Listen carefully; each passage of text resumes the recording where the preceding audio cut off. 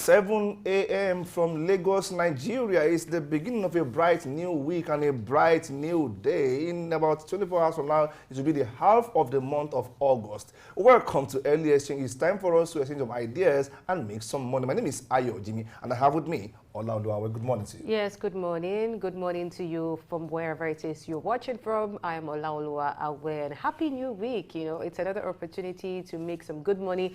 It's another opportunity to exchange some good ideas. So stay tuned for all that we have packaged for you today.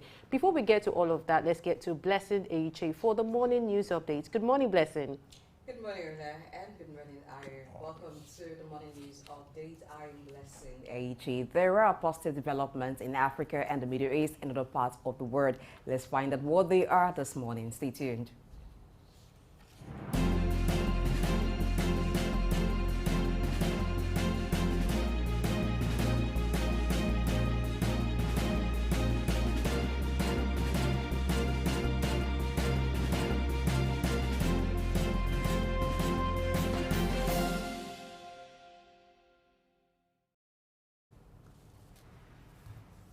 Thanks for staying tuned to the morning news update. We'll start with Nigeria, where food prices rose in June 2023, according to the National Bureau of Statistics. Staple foods saw increases ranging from 8% to 12% on a monthly basis, resulting in a 30% average increase in food prices over the year. Key items like beef, rice, tomatoes, yam, and wheat flour experienced notable price hikes. This ongoing trend is attributed to high inflation rates, with June's inflation reaching 22.71%, the highest in 18 years. Nigerians spend a significant portion of their income on food, about 56%, compared to developed countries where it's around 15%. The government has declared a state of emergency on agriculture and food security, aiming to address issues like farmer security, funding, and year-round agriculture. However, the impact of these measures are yet to be seen. Now, due to heavy rainfall causing a culvert washout at kilometer 118 on the Bauchi-Gombe Road, making it impassable, the Corps Marshal of the Federal Road Safety Corps, FRSC, Dauda Alibiu, has advised travelers on the Abuja-Yola Road and those traveling from northeastern Nigeria to the north-central region to use alternative routes. In the advisory released by the Corps Public Education Officer, BC Kazim, motorists traveling from Abuja to Yola should take the routes Abuja-Jos, Bauchi, Darazu, Duku, Gombe, Yola. Motorists traveling from Yola to Abuja should take the route Yola, Gombe, Duku, Darazu, Bauchi, Jos to Abuja. The FRC emphasizes the need for the public's cooperation and assures that traffic control and safety measures are in place. The Central Bank of Nigeria has issued a warning to commercial banks involved in the illicit sale of foreign exchange, as the naira recently plummeted to over 950 naira per dollar in the parallel market due to forex scarcity. The crash of the naira against the dollar is partly attributed to the diversion of diaspora remittances to the unofficial parallel market, where undocumented dollars contribute to unregulated activities. The acting CBN governor, Folashodun Shonubi, said in order to curb illegal remittances and ensure proper channels for economic growth, a commission will conduct surprise visits to banks engaging in unlawful forex sales. The CBN aims to encourage more formal transactions and reduce reliance on informal channels. Shonubi also announced the renaming of the Interbank Foreign Exchange I&E market to the Nigerian Foreign Exchange market. General hospitals in Lagos State have introduced free antenatal care and child delivery services for pregnant women residing in the state, aiming to ease financial burdens caused by the removal of fuel subsidy by the federal government. The initiative covers both normal and cesarean section deliveries and is part of the state's efforts to promote accessible and affordable health care during challenging economic times. The announcement followed Governor Babajide Sanwo-Olu's directive to general hospitals and primary healthcare centers to provide these services to expectant mothers. The initiative has received positive feedback, and the Permanent Secretary, Lagos State Ministry of Health, Dr. Olusegun Ogboyi, during his compliance monitoring visit to some state hospitals, including the Ifako-Ijaye and Isolo general hospitals over the weekend, expressed satisfaction of the level of compliance. In another development, the Defense Headquarters of Nigeria has strongly refuted social media claims that the armed forces were approached for a leadership change or coup. In a press statement signed by the Director of Defense Information, Brigadier General Tuko Guso emphasized that no one engagement occurred and no such declaration was made. The military attributed these rumors to destabilization efforts and affirmed their loyalty to President Bola Ahmed Tinubu. The Defense Headquarters warned against spreading misleading narratives, pledging active monitoring and potential legal actions. Tukoguso encouraged Nigerians to come together and work collectively to strengthen and support their democratic system of governance. We'll bring more stories on the Money News Update after this break.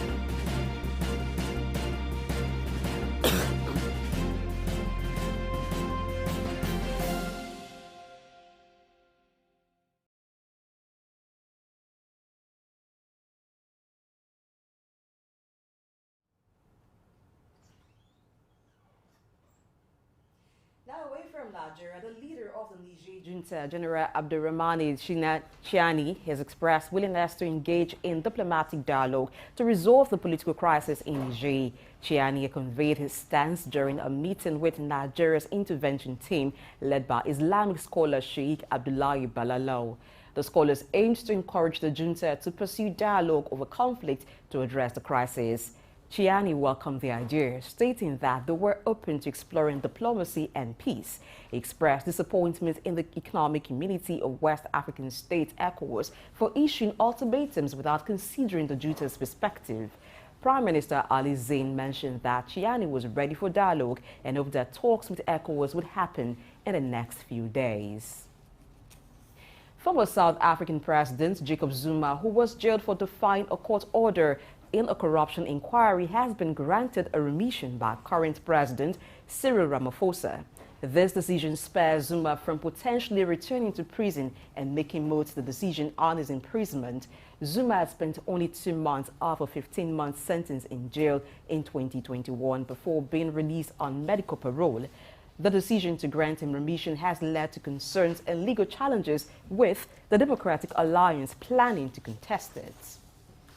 And now moving to the Middle East, the United Arab Emirates UAE has denied allegations made in a media report claiming that the country supplied arms and ammunition to warring factions in Sudan. Director of Strategic Communications at the UAE Ministry of Foreign Affairs, Afra Al-Hamaili, refuted the claims and emphasized that the UAE has not provided arms to any of the warring parties in Sudan since the conflict erupted in April 2023. The Emirates asserts its neutrality in the conflict, advocating for de-escalation, a ceasefire, and diplomatic dialogue. The UAE continues to support efforts for stability, prosperity, and security in Sudan, monitoring the humanitarian situation and providing aid to alleviate suffering through supply of medicals, food, relief supplies, feed hospital, and establishment of a coordination office for foreign aid in Chad. And now moving to Europe, where Paris Saint-Germain PSV scorer soccer star Neymar has reportedly agreed to a 2-year deal with Saudi Arabia club Al Hilal. Although PSG is yet to confirm the deal, the agreement is said to be worth 160 million euros over 2 years. Neymar's current contract with PSG extends till 2025, but he is rumored to be leaving the club during the summer transfer window. The specifics of the transfer fee have not been disclosed, and there have been previous links between Neymar and the return to Barcelona. Let's go on a quick break and bring you more stories. Stay tuned.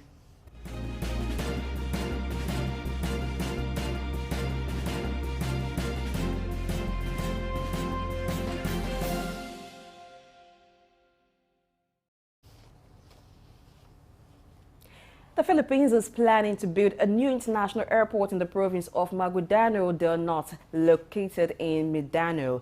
The proposed airport, known as Cotabato Airport, is expected to provide direct access to the southern Philippine islands for travelers from around the world. The Bangsamoro Autonomous Region in Muslim Mindanao has conducted an ocular inspection at the proposed site and deemed it a good site for the new airport. Local officials anticipate that the airport project will create jobs and have a positive impact on the livelihoods of people in the area. In Europe, hundreds of small shareholders in creditors are planning to file a legal suit over the bank's forced rescue measure with UBS, seeking compensation for their losses. The measure was arranged by Swiss officials in March due to concerns about the potential collapse of creditors, which could have had severe consequences for the global financial system. The shareholders are unhappy with the terms of the measure, which valued the bank's equity capital at a significantly lower amount than before the deal was announced. The complaint is expected to be filed in Zurich, with around 1,000 shareholders joining the legal action. A similar class action suit is also being prepared by the legal startup Legal Pass. And now moving to America, native Hawaiian actor known for his role as Aquaman, Jason Momoa, has urged tourists not to travel to Maui as the island grapples with devastating wildfires.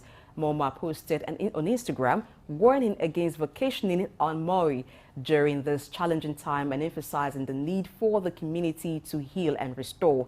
Over 90 people have died in the fires, which have destroyed towns and caused widespread destruction. Momoa's message comes as locals express dismay at tourists seen enjoying the beach, while residents are still mourning the losses. Local officials have requested non-essential travelers to leave, but the tourism industry is a significant economic driver for Hawaii. Maui's economic heavily relies on tourism, which contributes to around 80% of the island's income. The fires, sparked by dry conditions and strong winds, have been the deadliest in the U.S. since the 2018 Camp Fire in Florida. Technology and communication services provider Verizon is deploying portable mobile hotspots in Maui to provide internet service to residents and tourists affected by the wildfires. The company is working with local emergency management agencies to prioritize network recovery. Other carriers, including AT&T and T-Mobile, are also mobilizing efforts to provide connectivity. The wildfires have caused power outages and disrupted cell service in the area. Cell towers have backup technology, but fire damage and heavy communication volume can lead to outages. Carriers are waiving call, text, and data overage charges for affected residents. The deployment of mobile backup units could restore limited service within hours.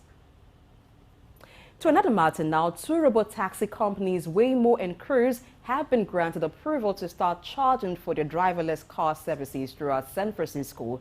This expansion marks a significant development for the driverless car industry, allowing these companies to generate revenue for their autonomous vehicle riders, despite objections from various parties, including police, fire officials, and activists, that the cars often cause traffic incidents by abruptly shutting down or failing to make way for emergency responders. California Public Utilities Commission approved the expansion. Waymo and Cruise both plan to gradually expand their services, with Waymo reporting over 100,000 people registered for its service in the Bay Area. Waymo shares a parent company with Google and has been offering free rides in its driverless cars throughout San Francisco riders since last year. And as we'll wrap it up on the Morning News Update, thank you for watching. I am Blessing AHA. Stay tuned to the rest part of Early Exchange for analysis and some inside discussions with Ayo and Olaoluwa. Thank you for watching.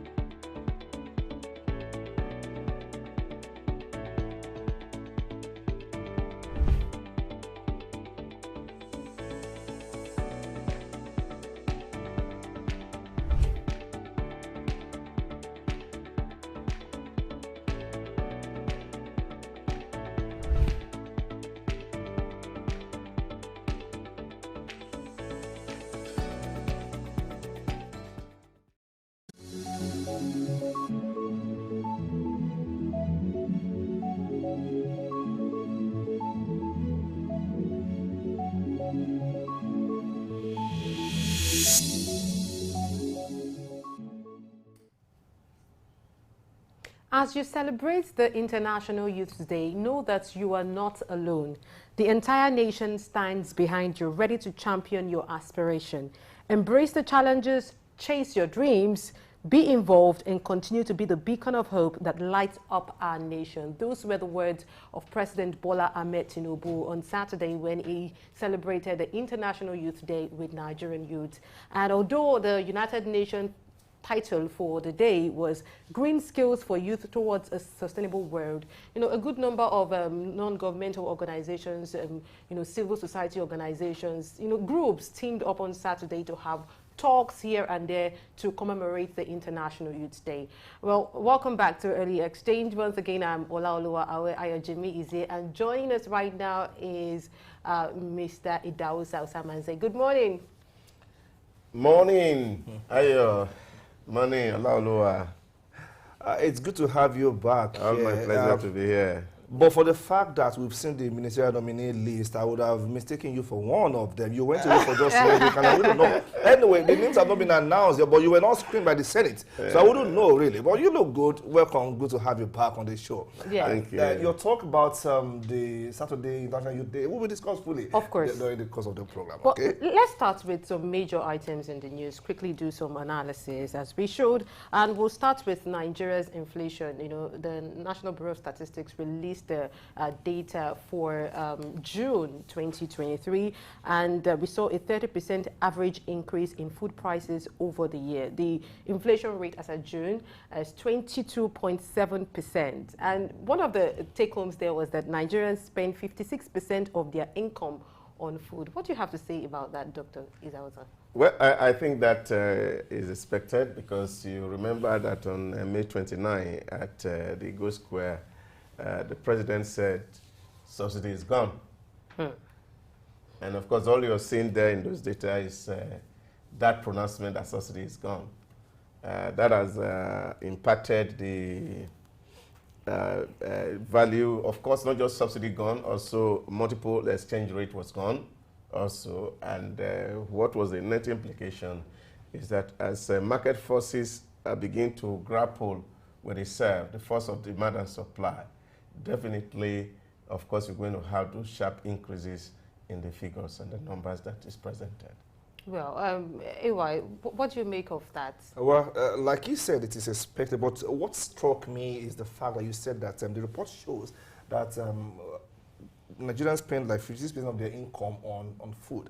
Yeah, a lot of Nigerians, especially those who are still within that poverty bracket, they are still on the lowest level of the Maslow hierarchy of needs, essentially. So they will still spend high on feeding, and it is to be expected, because when you have the take-home per month at 30,000 naira, and then we have that's the minimum wage. That minimum wage for that. I mean, a lot of people are in that particular income bracket. They will spend so much more on food items. It's only when you have a measure of savings that you can go over to the investment part of the equation. But then, like you said, it is expected to just things will even out in the end, because when you have fuel subsidy removal and you have foreign exchange and deregulation, essentially market forces will come into play and balance things out at the end of the day. That's just it. That data that some Nigerians, or a good number of Nigerians, spend 56% of their income on food. If you compare that to some other parts of the world, we've been told that in some other parts of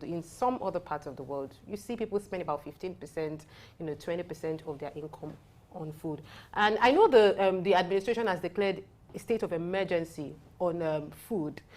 Provision of food and all of that. But at what point exactly should Nigerians expect things to even out? Because for a good number of Nigerians, this is a lot.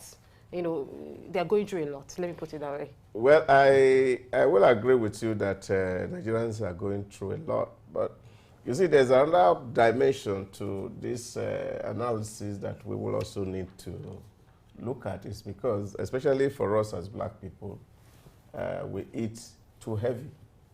And that is and that's a very significant you think people should cut down on their portions? Oh yes, you see, the truth of the matter is that when you go elsewhere, those places we are talking that people are spending 15% on food, 2 slices of bread with egg is enough for breakfast. Sometimes they just have some nuts, and that's done for breakfast. They are waiting for for a lunch and they go for a lunch, one item, two items there, they are done. So here, until you have the kind of pounded yam that we read in Things Fall Apart, we have not eaten. So this is another dimension to the crisis that... Ayo Jimmy is laughing. The Ayo that I know would not agree with you on that. This is about Nigerians, not about Ayo Jimmy. You see, it's about Nigerians. I've been at a particular event, a buffet, where the leader of the same, opted for onions, and the husband opted for tomatoes. I'm like, Jesus, and I was next in line. When my GM ate tomatoes, the husband ate onions, what am I supposed to take? I just tried to form the big boy that I should form, because it was in the glare of the camera. But then, as it is, maybe it's a function of morphology. Maybe it's the way we're wired up, or maybe it's a cultural thing. I know we eat a lot in this part of the world, really, and 2 slices of bread and then 1 small egg will not do even for a Jew. So who does not look like what he consumes on a daily basis. But maybe at some point we'll be able to. There's also a false assumption that people believe that the more you eat, the more stronger or powerful you become, but which is really not true. You see, food is a function of whether the vital elements that your body requires is supplied in a particular meal, not really the quantum that one has to take in. All right. Let's quickly move on to the Central Bank of Nigeria's warning to commercial banks involved in the illicit sale of foreign exchange, because the naira against the dollar has really lost value. We're talking about 950 naira to a dollar at the parallel market, and the CBN is saying we're going to conduct surprise visits to banks to see what's going on there, and what do you make of that? Do you think that's the way to go?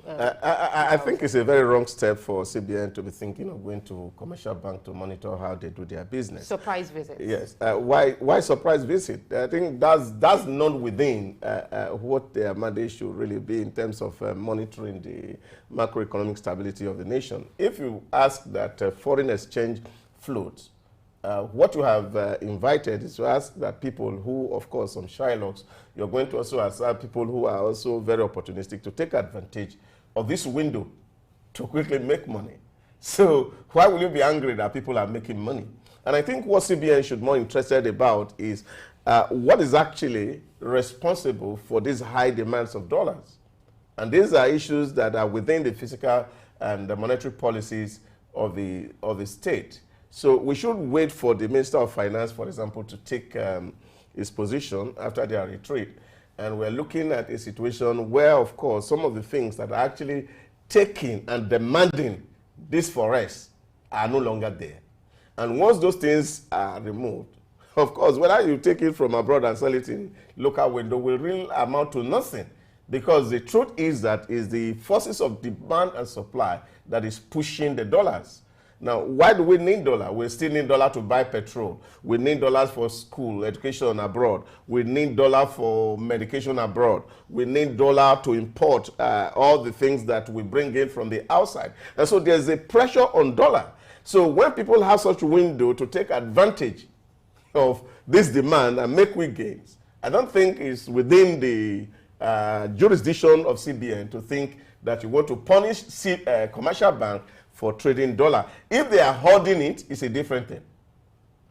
If you have supplied them dollars and they are not channeling it to the right and appropriate source, that's understandable. But if you have not supplied them dollar and they have received dollar via whatever means it is, and they are selling at their rate, and I don't think that should be the real issue that CBN should look at. But what CBN should be really working at is to see how to walk down the monetary policy.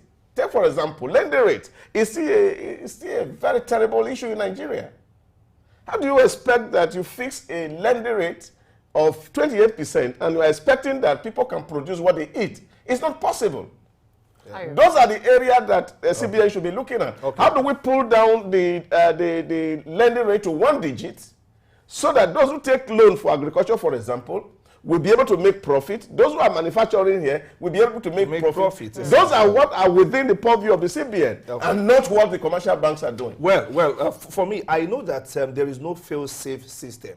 When the CBN regulates the forex market, it assumes that people will play by the book. accordingly. No matter how tight your system is, some people wake up every day thinking of how to beat the system. So they are beating the system to it. And like you said, you don't cure an ailing tree by curing the leaves. You look at the root of the matter, and if you can cure it from the root, then every other thing will fall in place, because the fish loss from the head, but the bottom, the root of the cause is what you look at here. Well, so if I go by your analysis, no matter what move the CBN makes in this point, there are always people waiting, looking around to take advantage of it. So is there, it's global. No matter what they do eventually, is there still not going to be a need for them to check those people who are you taking see, advantage of the system? what my real take is, you see, there are things that are within your control. Definitely. You deal with the things that are within your control. Now, those that are outside of your control, you leave them. There are a lot of things within the control of the CBN, which are the decisions that were taken by the former governor in dealing with inflation and dealing with the instability in the macroeconomic space. Now, these are the real issues. Because when you talk to commercial bank and say, why do you lend at 28? They say CBN fix it.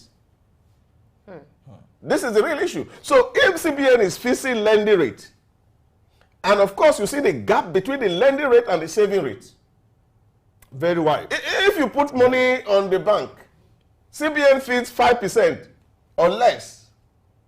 Now, and somebody want to borrow, the money you put there, you are borrowing it at 28%.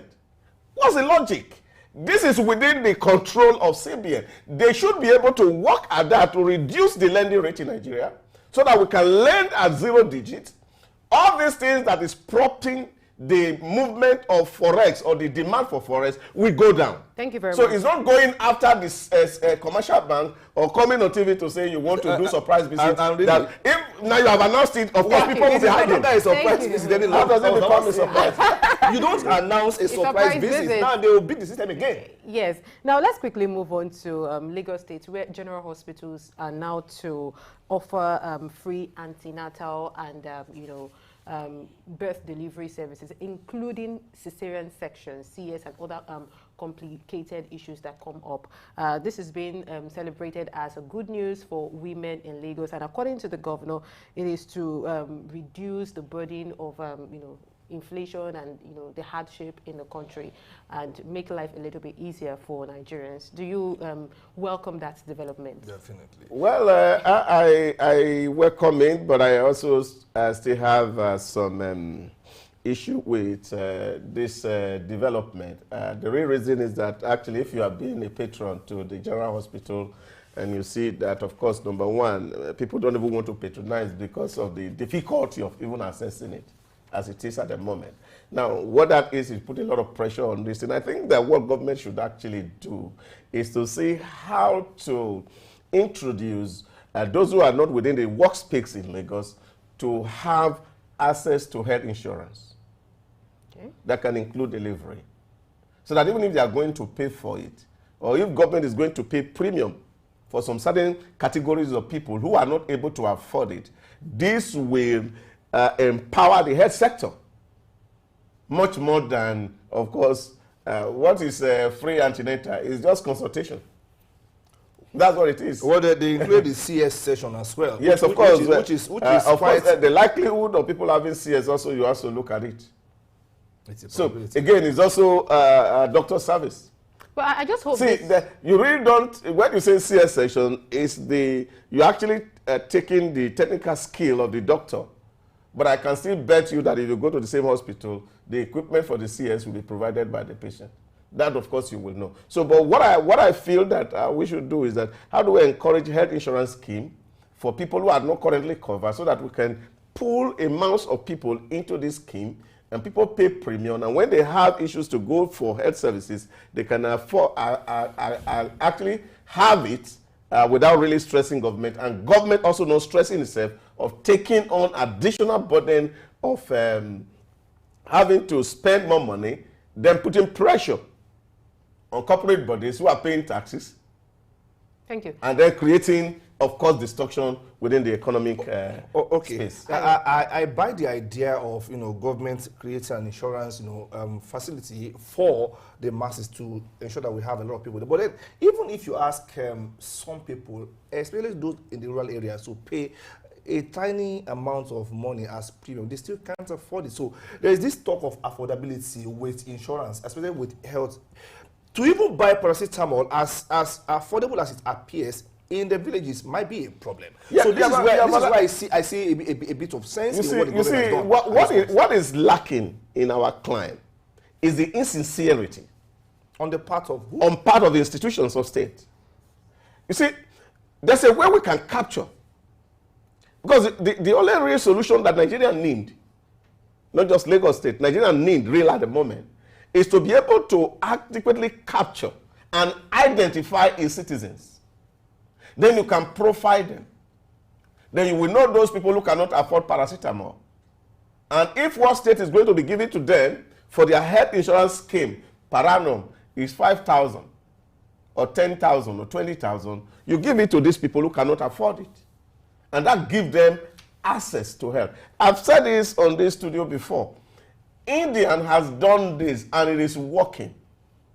If it can work in India, it can work in Nigeria. So what we need is a proper identification scheme where everybody can be profiled, where your ID card is tied to everything around you, whether it's your property ownership, whether it's your bank account statement, whether it's whatever it is that your ID is tied to, so that state can actually see who you are, whether you are this person or rich or not, and then state can subsidize the very poor, and those who can afford it are given the leverage to do what is needed of them. Yes, but before we move on to the main topics of the day, let's also quickly react to this. The Defense Headquarters over the weekend had to debunk the rumor.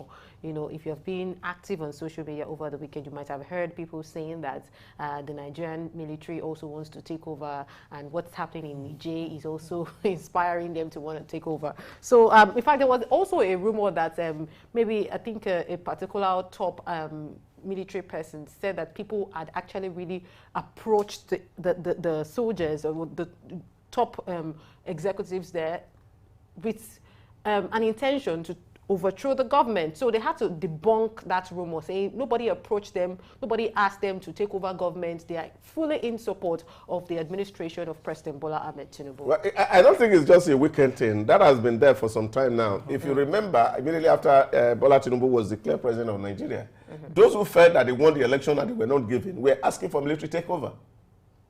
And that sentiment has not died down. And this is just the fact to say to us as a people, we don't know how to manage defeat as a people. In short, like somebody said, many of the people who are ranting on the social media are calling for a coup to change government.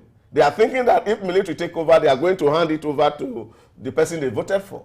But unfortunately, they don't understand how military operates. So this is the lack of education or literacy on the part of young people, really, who are on the social space, advocating for all manners of things. In short, I have read some places where people say, oh, Tinubu and the military junta in Niger, they are nothing different. Oh, we voted. There was no vote there. The fact that you didn't win election today is not enough to discredit everything that happened in that election. Yes, a lot of things didn't go right, but then, of course, we have to accept the victory and find a way that no matter how you see it, the worst form of civilian regime is still better than the best form of military dictatorship. I think it is part of the price we are paying for, the opening up of the media space through social media. Before now, such news will not even get into the public domain because there are always media gatekeepers who fact-check everything before they put it out there. But now, everybody is a media person. Everybody, as long as you can press some buttons on your phone via Facebook or Instagram or what have you, you are there. And it is good that the ministry actually debunked the claim. It encourages us to believe more in their support for the system, because if you don't have the Don't be too happy that they debunk it, because the coupists may not even be the hierarchy. I get your point. So yeah, they can debunk it that, oh, we have not been approached, but we don't know what is happening. We have had a major coup in this country. Yes, let's quickly use that opportunity to talk about the developments in Niger, where we are told now that the leader of the junta is ready to speak with delegates, or to have diplomatic dialogue, with ECOWAS and, the other delegates that will be sent there. And this was mentioned by a team of Islamic scholars that were sent there on a diplomatic mission led by Sheikh Abdullahi Balalau. Do you think we talked about having diplomatic moves, sending people there to talk, looking for indirect ways to approach people there, to have them speak to the junta and have them to back down. Do you think this is finally working? Well, we don't hope it is going to work. But the whole thing in Niger is something that, of course, we need to tread with caution. Because there are a whole lot of things that are not right. If you see that this coup is anti-France sentiment, and you're seeing that Russia is also capitalizing on what is happening in Niger. This has happened to Africa before, during the Cold War. That, of course, you see, the old Soviet Russia took advantage of our miscalculations to win some part of Africa to itself. And Russia is still following that same model, and they're not changing it. And that's why the leaders in Nigeria must be very careful, and the entire ECOWAS region be very careful how we handle the coup situation in Niger. Because what we're seeing here, you're seeing that the French government, who is benefiting massively from the uranium that is in Niger, lighting up the whole place, and 70% of light in Niger Republic is supplied by Nigeria. That's a tragedy. So this is the real issue. And the issue of poverty, that most of the resource that, of course, France is taking away from Niger Republic, has impoverished the people of the Nigerians. And this is what ECOWAS should be real concerned about. How do we tackle our SY colonial masters who are exploiting us to their own advantage and lifting every good thing out of our environment to make their own people comfortable and happy? Now, people are plotting coup because they are hungry.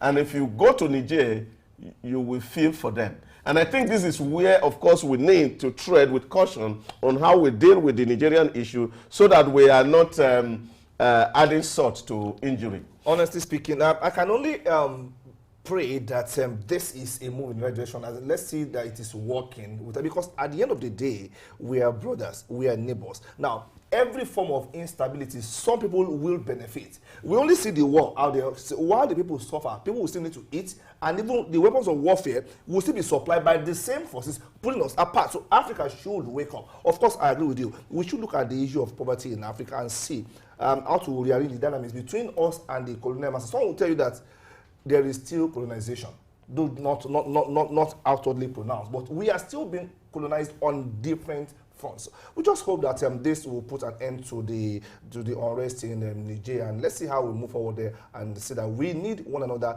to rise together as Africa. Okay, yes. So that's just the much we can take on this segment of the show. We'll go on a very short break, and when we come back, we'll look at the issue of health, safety, and environment in the workplace. A lot is happening here and there. People are suffering injuries that they are not meant to suffer. But then, short break first, then we'll be back to discuss it. Don't go away.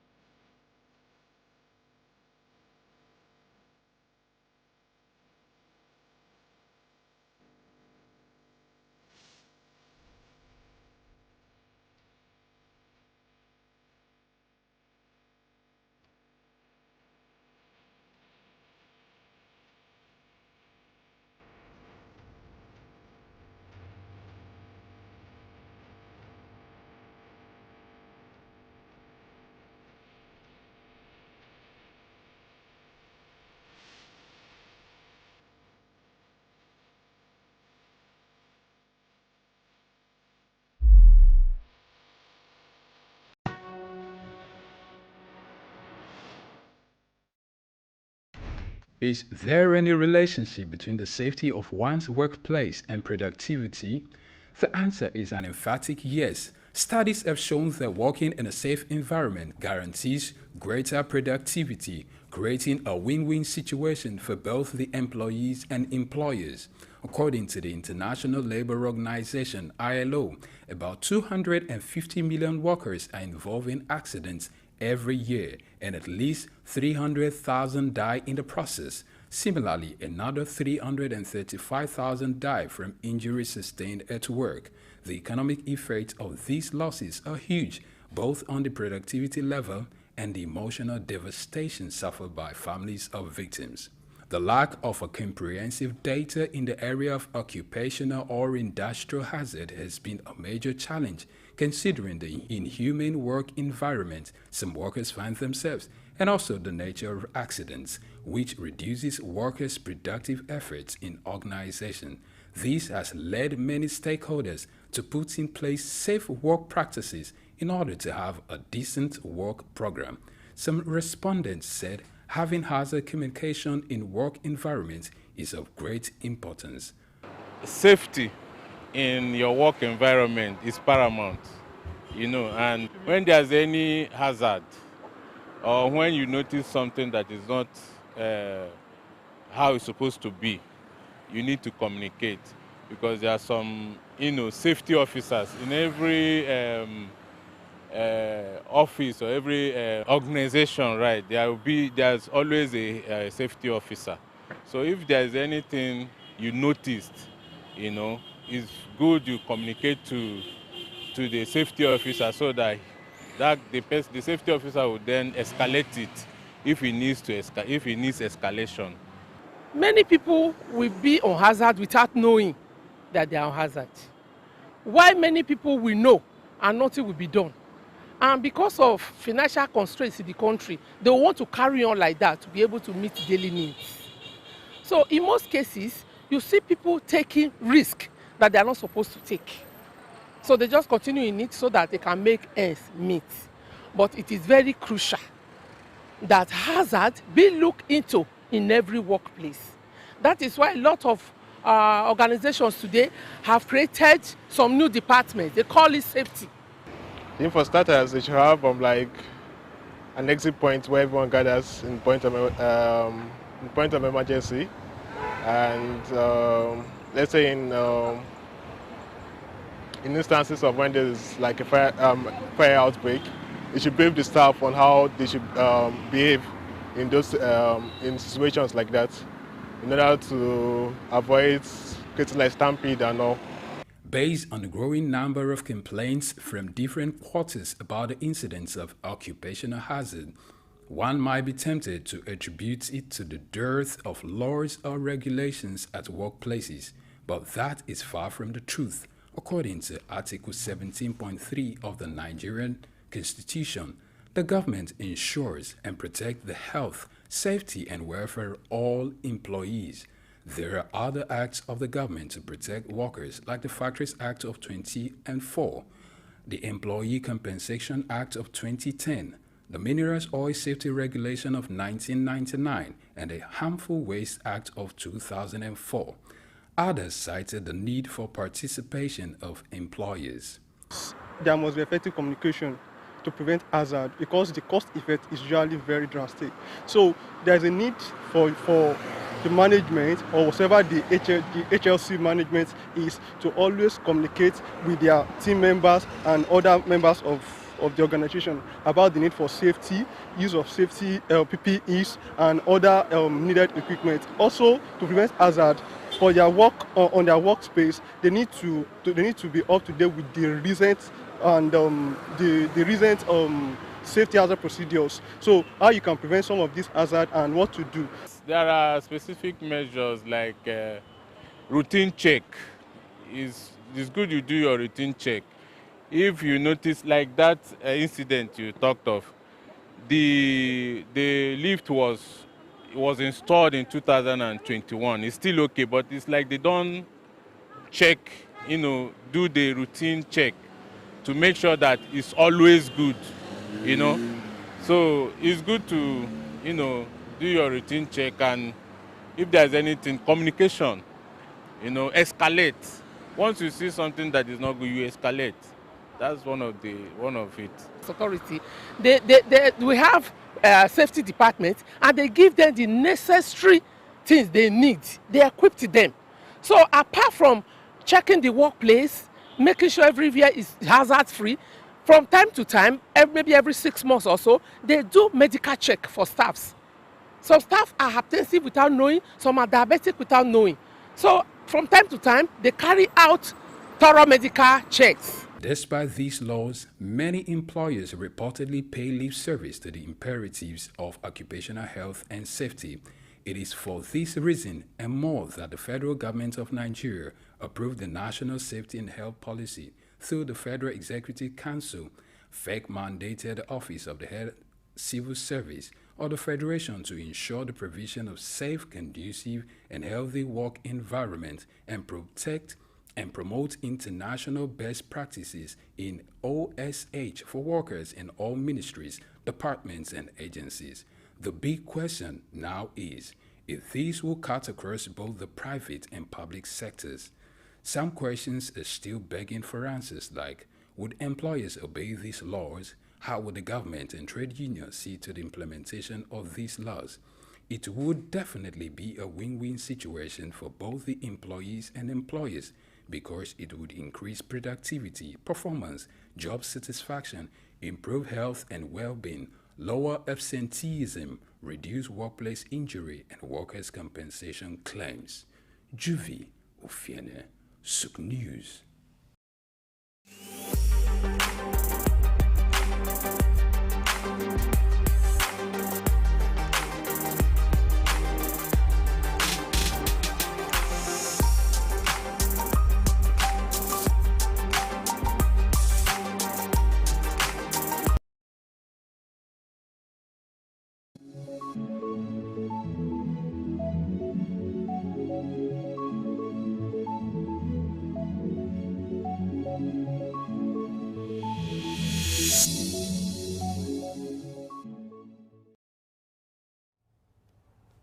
A wise man once said, do not think because an accident has not happened to you that it cannot happen.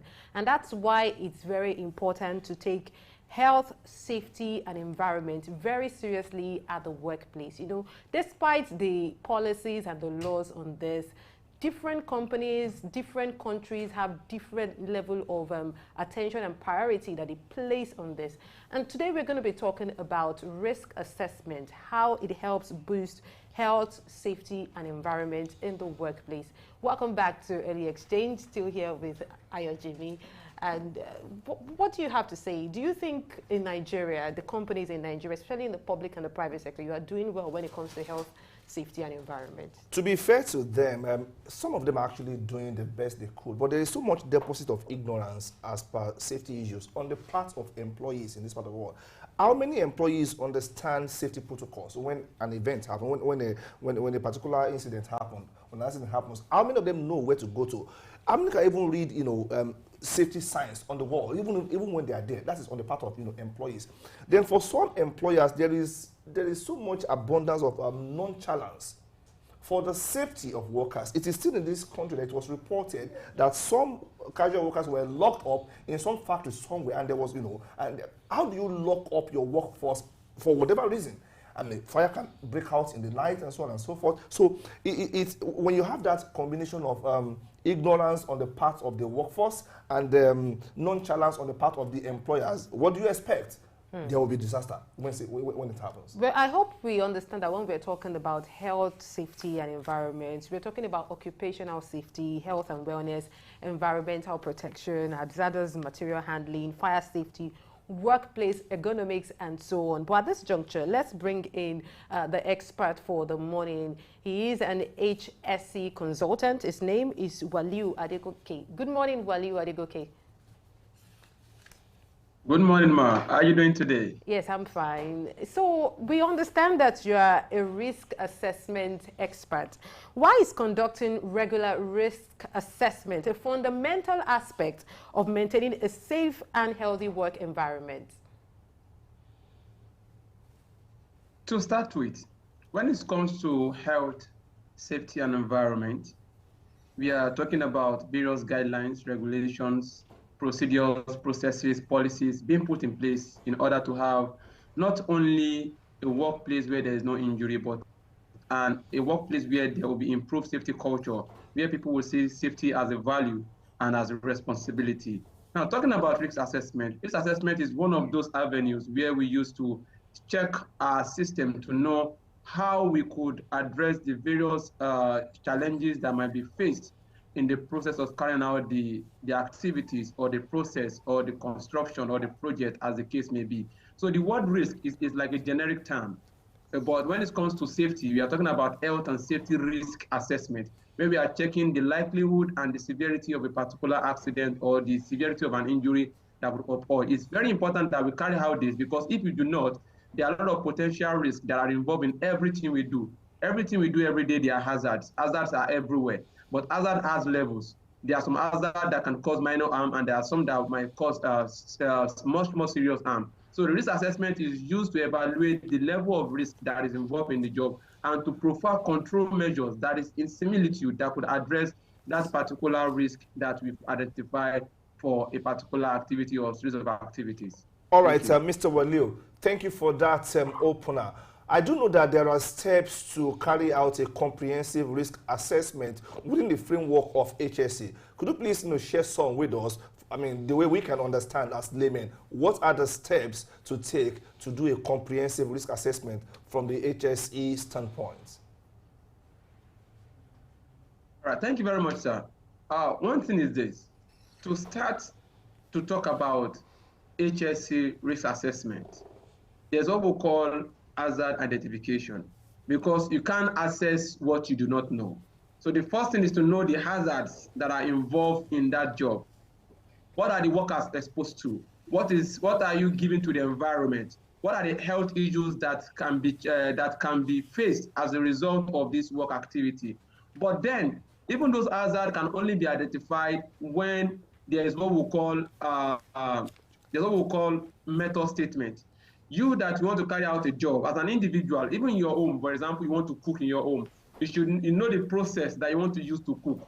Okay, before I cook, I will go to the market to get my foodstuff, to get the Maggi, to get whatever I want to get. Then I'll bring them together. Then I will have my gas cylinder. I will have my cooker. I will light the gas cylinder. Then after lighting the gas cylinder, I'll put on the rice on fire. I will wash the rice. After washing the rice, I will check periodically to know if it's done. Then I would when it is done, I will switch off the lighter, the cooker, and at the end of the day, I will serve the food. Now, these are the processes. Now, for each of those processes, you are now identifying what are the challenges that can be faced. What are the various risks that I can be exposed to that could lead to an accident or an injury? From the process of going to buy those foods, what could happen? I could be hit by a car. What is my mode of mobilization? After getting those food, what are the hazards involved? The cooking process, this gas cylinder is explosive, the fire is flammable, the cooking process, the pot will be hot. So you'll be able, from the job process, whether for welding operation, whether for processes that involve production of maybe any item or material in various industries, in various factories, there's a process involved in all their activities. Now, for all those processes, will be identified the various hazards that are involved. And after identifying the hazard, you now look at the risk level. What is the risk level that this thing will lead to an injury? What is the risk level that this thing will lead to fire? Let me give, for example, you cannot compare the fire that will come out from fuel, like that is our petrol that we buy.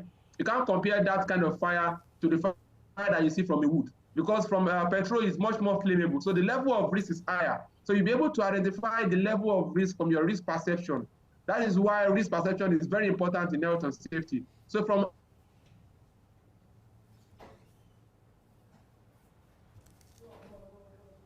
Okay. Do we have you back, Waliu? All right. So it was just talking about the hazards in different workplace environments, and how some of those hazards should be factored in when you're doing risk assessments. You need to understand what kind of business you do and what are the potential dangers, you know, that can come into place, that can come in, you know, when your employers are in the course of doing their jobs. This is very important. Essentially, the employee manual that is given to employees when they are, you know, brought on board, what portion or what proportion of that manual is devoted to risk assessment, especially for those who work in high risk jobs, those whose jobs, you know, by the nature of their jobs, put them on a risk list, so to speak. Now, when you even give workers the employee manual, do they read it? It also is always pointing to the fact that in so many organizations, employees don't even have a grasp of their core values. If you ask them what are your core values, even though they are always on the walls, maybe at the reception for some organizations, how many of them have, you know, made it an intentional exercise to really read and understand and commit them to memory?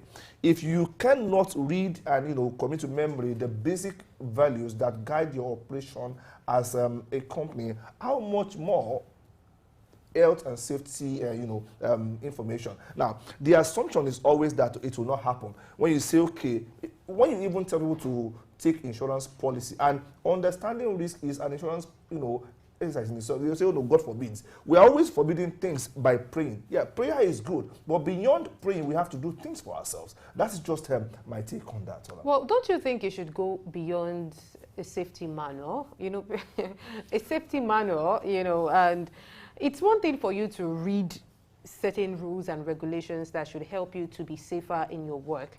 But the reality of these works is also another thing. For example, let's talk about the people that work in the industrial sector. You know, the people that work with machines and, you know, some of those sharp machines and all of that. I've heard stories of people, you know, who have had their hands amputated, who have had, you know, who have had serious injuries that have generally affected their lives forever. You know, it's one thing for you to read those things, but the reality of the work is really another thing. So for me, I think you should go beyond manual. You should, you mentioned insurance. You know, I think this is very, very important. And also, eventually, if you look at some industrial companies, there are some work hazards that are eventually, no matter how careful you are, one or two, you know, accidents happen. What do you do with your workers after then? I know people that have worked for some of these companies and they've gotten injured, and they've had to, despite their state of injury, they've had to practically fight to get some sort of compensation, you know, from the company. So these are some of the things that we should also look at. Are companies even prepared for that? Okay, this job is dangerous, assessing it from certain angles, but am I prepared for when something happens to these people? I've had about 2 or 3 cases like that where people have to do a whole lot to get some sort of compensation from the company. Yeah, the issue of compensation or staff, you know, assessing what is due to them if they suffer any injury is a matter of regulation that is beyond the powers of the employee himself or herself. Essentially, when I spoke about, you know, people reading, it is the first insurance you can have is to know. What you don't know, you will abuse. If you don't even know how to protect yourself, essentially, against, you know, disaster at work or hazard at work, then you can't even save yourself. There's a story of a young man who was working somewhere and it was about to rain. So as he was going, the wind just blew one of the window panes and it hit his right eye. Okay, of course, he thought it was just something small. The eye brought out some fluid and so on and so forth. He went to the nearest pharmaceutical shop by himself, and he was given one of these eye drops. Now, he was given the eye drop. After a while, he lost the use of that eye, and even he found out very late that some other things are damaged in the eye, and he lost the use of even the second eye. That is how bad ignorance can, you know, push you, really. Yes, I understand that Waliu Adegoke is back now. Welcome back, Waliu Adegoke. Welcome back, Waliu. Are you with us? Welcome back. You. Yes, just when you were Thank you away, very we were much. talking about the issue of safety manuals handed to employees before they start their work. And Ayo mentioned the fact that a good number of employees don't even bother to read those manuals that he believed would have saved them in the case of any hazard or so. But I believe it should go beyond employee manual. What do you make of this? Definitely, you are very right. It's one thing to have a manual. It's another thing to communicate what is essential in the manual to the workers. And it's not only about the manual. The manual is just one of the documents that the companies have to demonstrate that this is the processes they are going through, and this is the safety organogram, this is the safety process we are using to carry out our activities. But when it comes to complete health and safety culture, having a manual is just by the side. There are a lot of things involved. Like I said, at the stage of starting your project or starting your processes, your production, there should have been a robust risk assessment, which we were talking about the other time. So after the risk assessment, even on a regular basis, based on what you have, based on your HSA plan, on a regular basis, what are the activities? And there's what we call job hazard analysis, permit to work system, toolbox stock. All these things are being done regularly to create a continuous flow of safety processes, to create a continuous kind of reminder and create an environment where people become used to the safety methodology. You can't give a manual to work and expect them to comply with their safety regulation. It's just like giving a boy, our kids now, very soon they will resume school. It's just like giving them the textbook and telling them to go and read it over, and that is all they will do in the school, and that is how they are going to pass their exam. It doesn't work that way. The safety manual is just for awareness purpose, but there are so many things that is involved aside from safety manual. On a regular basis, on a daily basis, they can employ the user permit to work system where they would have level of people that are accountable and responsible for an activity, and those that will be carrying out the activity, where all of them will be committed to the job by stating that they are responsible, they have identified the hazard, they have addressed the risk, and even the workers will write that they are going to comply to that regulation, and everything will be followed with proper supervision, encouragement, monitoring behavioral-based safety, creating pep talk, continuous evaluation of the performance of the health and safety processes, and all this is a continuous activity. Okay. It's not just about the manual. The manual is just by the side. It's just like 5% of what we are talking about here. There are so many things that are involved when it comes to ensuring a safety culture where everybody sees safety as a value. All right, Mr. Waliu, I like that. I mean, it's the beginning for real. Now, let's look at the place of technology in, risk simulation and risk preparedness. Today, it should be easier for us to do a comprehensive risk management or risk assessment and prevent disaster from happening. How much of technology should companies and HSC practitioners adopt to ensure that we have a robust risk management system? How much of technology can we adopt? What are the trends that are common now? Now, before we talk about technology, the question is, how have you created the awareness on this technology? We have different kind of people that work in the workplace. You can't introduce a technology that someone who is a layman, who is a craftsman, who is working in your organization will not be able to blend to that technology. So understanding your current state, your current culture, and where you want to go to, and the various objectives that you've set, and what you use to measure and evaluate your objective to ensure that people get used to the technology is very important. Now, when it comes to technology, there are various ways in which a technology can aid in preventing and reducing accidents. Technologies can be as simple as the surveillance cameras that are around, where people are being monitored extensively to ensure that they comply continuously with health and safety. So when someone sees that it's being monitored by a camera that's actively working, there's higher tendency that the person might want to comply with the required safety regulation. And another one, apart from that, is there are various automated barriers. In safety controls, we have the elimination, substitution, we have the engineering control, administrative control, PPEs, and the likes. So now, at the middle, we have engineering controls, which are barriers to prevent people from getting access to what could cause danger to them, or to control the access of anyone that wants to work in the system. So these are various technological means. For example, there's some equipment that it is when you maybe place your leg on them, that is when they will work in. Once your leg is off, is away from them, once your leg is off from them, they will stop working. That is technology, which tells us that it is only when you are conscious that you want to work that the equipment will be in operation. Technology can be as simple as creating a kind of barrier that is someone who has access to that equipment that can operate and use. And there are technologies in terms of control of work activities, permit to work system, where everything becomes automated. But technology can never take a complete dimension and a complete space when it comes to safety, because there is need for human interaction. There is need for human engagement. It is the human that is involved most times. So there is need for this physical interaction between human and those that are administering the processes, that is the management. That human interaction cannot completely be taken away. Technology has a good hold. Technology is completely helping.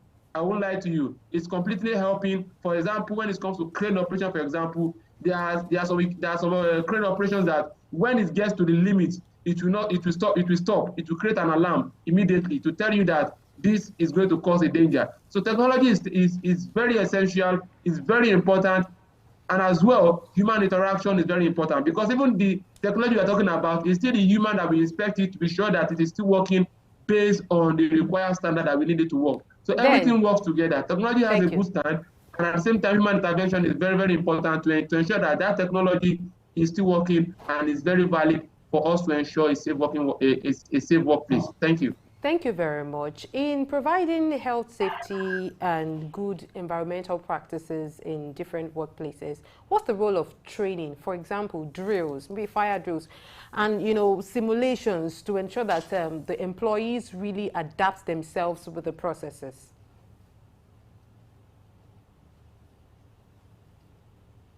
Walil. Now, training. I'm with you. Can you hear me? Yes, go on. Now, training takes different forms.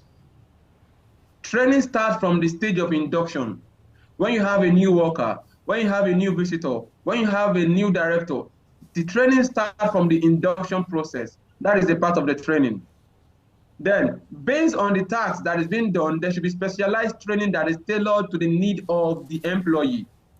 If an employee that is working or that is going to work on an equipment, let's say a grinding machine or a blending machine or a vessel or a reactor, needs to be trained on the rudiment of that particular equipment. A worker that is going to work or is going to expose to some hazard need to be trained on the control measures that have been provided to prevent that hazard. That is another aspect of training.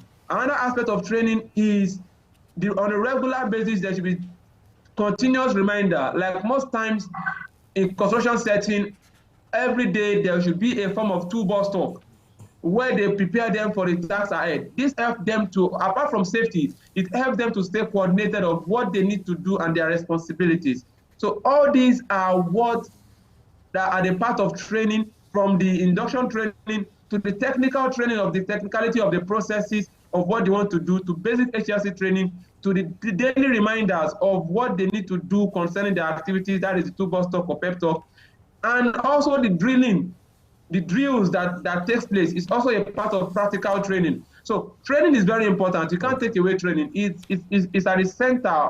It's like the center pillar of a building where you talk about administrative controls. That is administrative controls, because that forms that is where our trainings belong to. So training is at the center of it. You want to expose them to technology, you need to train them on it. You want to tell them to use a particular PPE, you train them on it. You want to introduce them to a manual, you train them on it. You want to get them to do this, you train them on it. Okay. Training is the center of everything, because it's from the training that you get to engage them and get to understand them better, because you also need to understand those that are working, so that there will be a two-way communication, a two-way flow, and a center of understanding where everyone will be on the same page as per engaging and improving on the safety culture of the organization. We will come back to the issue of training, Walio. We'll come back to the issue of training. Let's take a breather now and just have a short break, and we'll return and speak extensively more on the place of training and education in HSA practice. Don't go away, please.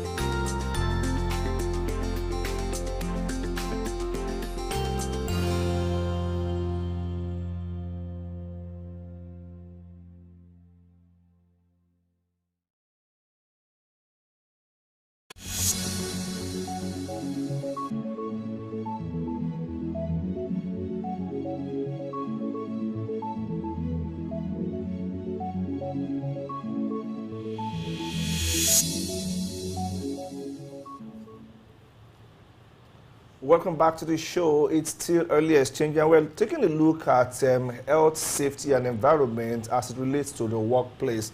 We were talking about the place of training for those who are custodians of the safety policy of a typical organization. Now, our guest was talking about the fact that training is the central the anchor of HSC practice. And I do agree because, you know, when you talk about HSC training, you talk about the curriculum that is, you know, dished out to people. We talk about having tailored training for the workforce, because the kind of safety measures that is needed to address one hazard or one risk may not apply to another risk. Exactly. For those who work in petrol stations, for instance, fuel station, for instance, the kind of drills they need is not the same as those who handle maybe the lifts at hospitals. So training in this context should be, should be job specific, it should be industry specific. Now, one question I keep asking is how much of updating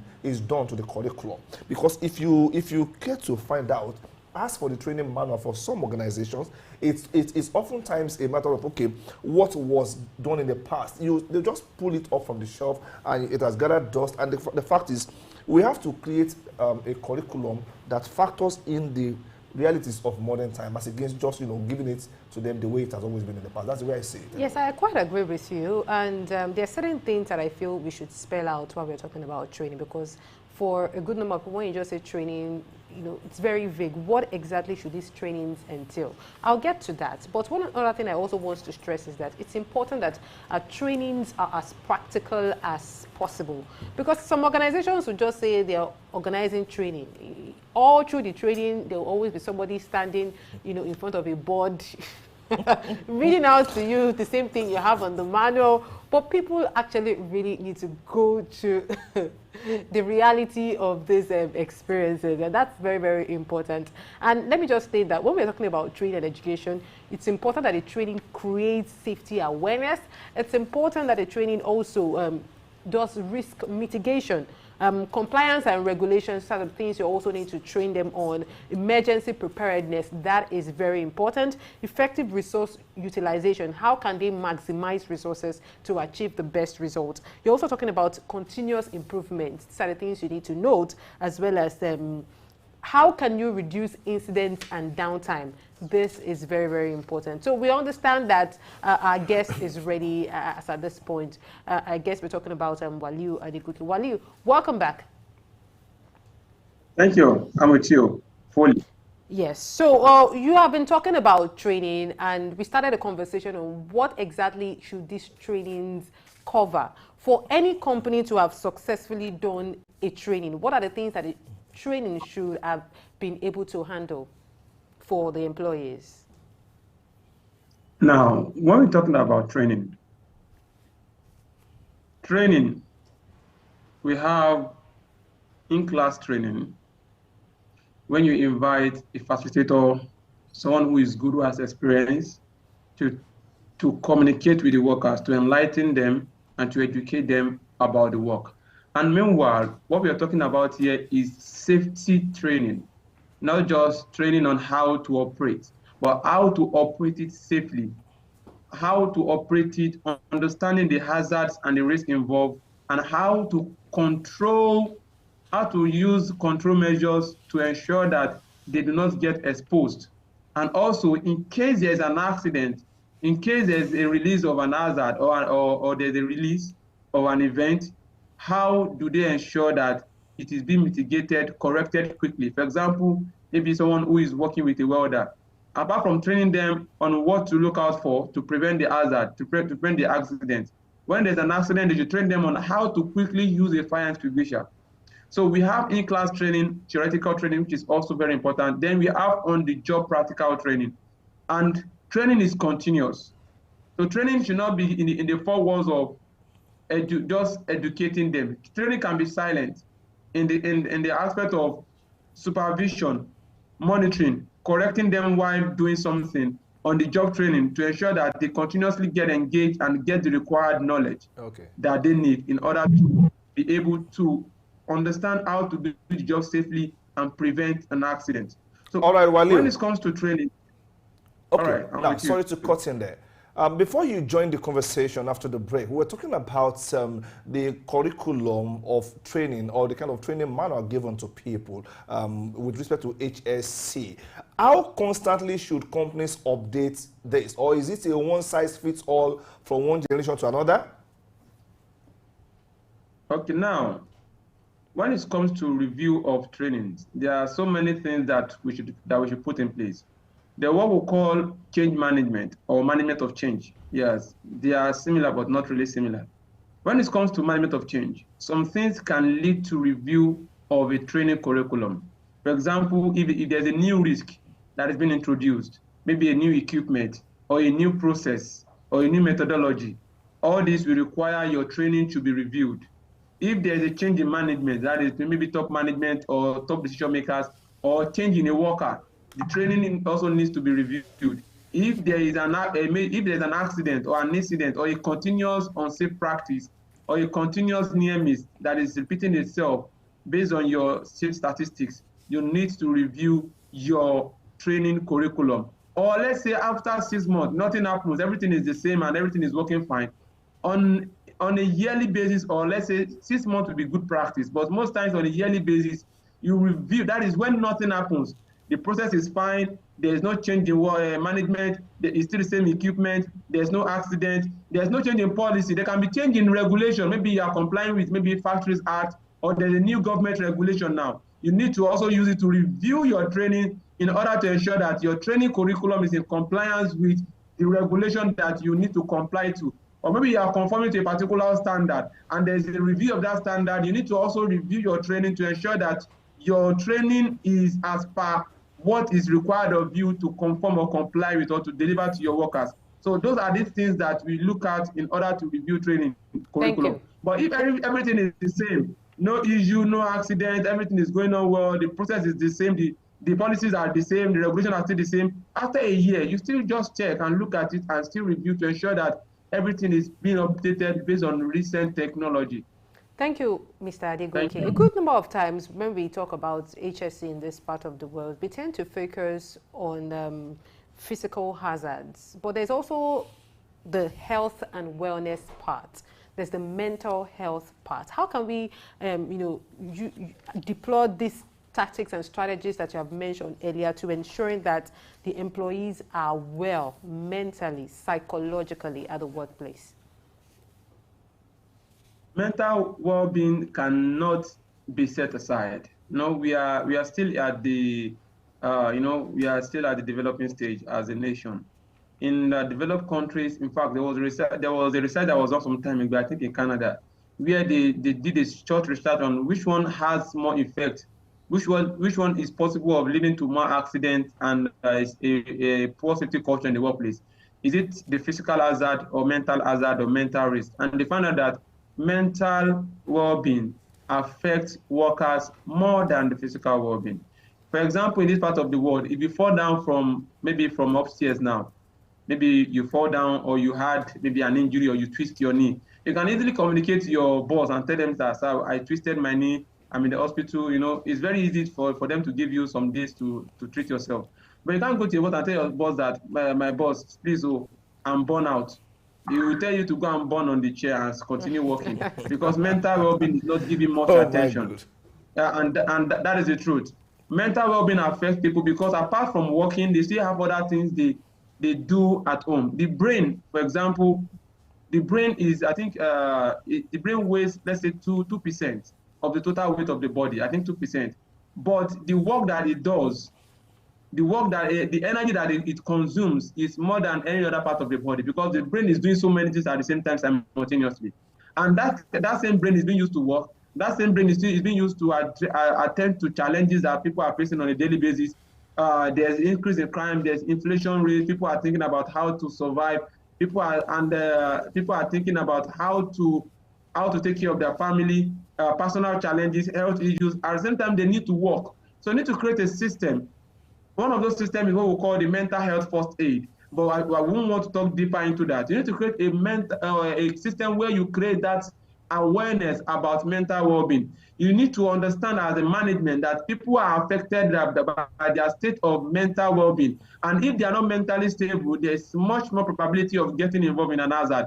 With all your controls, with all your everything, people can still get involved in an accident in your workplace. We've even seen cases of people get into the workplace and decide to commit suicide in the workplace, as in they committed suicide in the workplace. And now imagine that someone who's having so many challenges, there are so many stories surrounding it. Imagine, for example, there was a story that I heard from someone. The guy is a Uber driver, so he picked the man from his home, and he was taking the man to his workplace. And the man was at the back. Then he was driving the man, just normal driving, and suddenly the guy just heard the man shouting, "I can't take it! I can't take it! I can't take this!" You can't take what? It's only you. It's only you now. Nobody's with you. Who are you talking to? Then the guy had to park and relate to the man that, "Sir, what happened?" The man, he calmed the man down. The man said, "It's my wife. It's my wife. It's my wife. Now that same person is going to work, oh, and it's using the same brain. There's no way they will be. I used to hear some saying that when you get to the gate of your work, you leave everything that is happening to you. It's not possible. It's still the same body. The body is not changing. So that person getting to work, we now see the person getting angry or getting aggressive without knowing that the person is facing some challenges. That is why mental well-being is very important. We need to understand the state of individuals and to create a kind of a system that will help us to manage the well-being of the workers that they will be able to be much more productive and prevent accidents in the workplace. Thank you for that. That will probably call for employers of labor being some kind of psychologists to be able to read beyond what you look like and see the deeper things that probably go on in your mind. Well, that is subject for discussion for another day. No.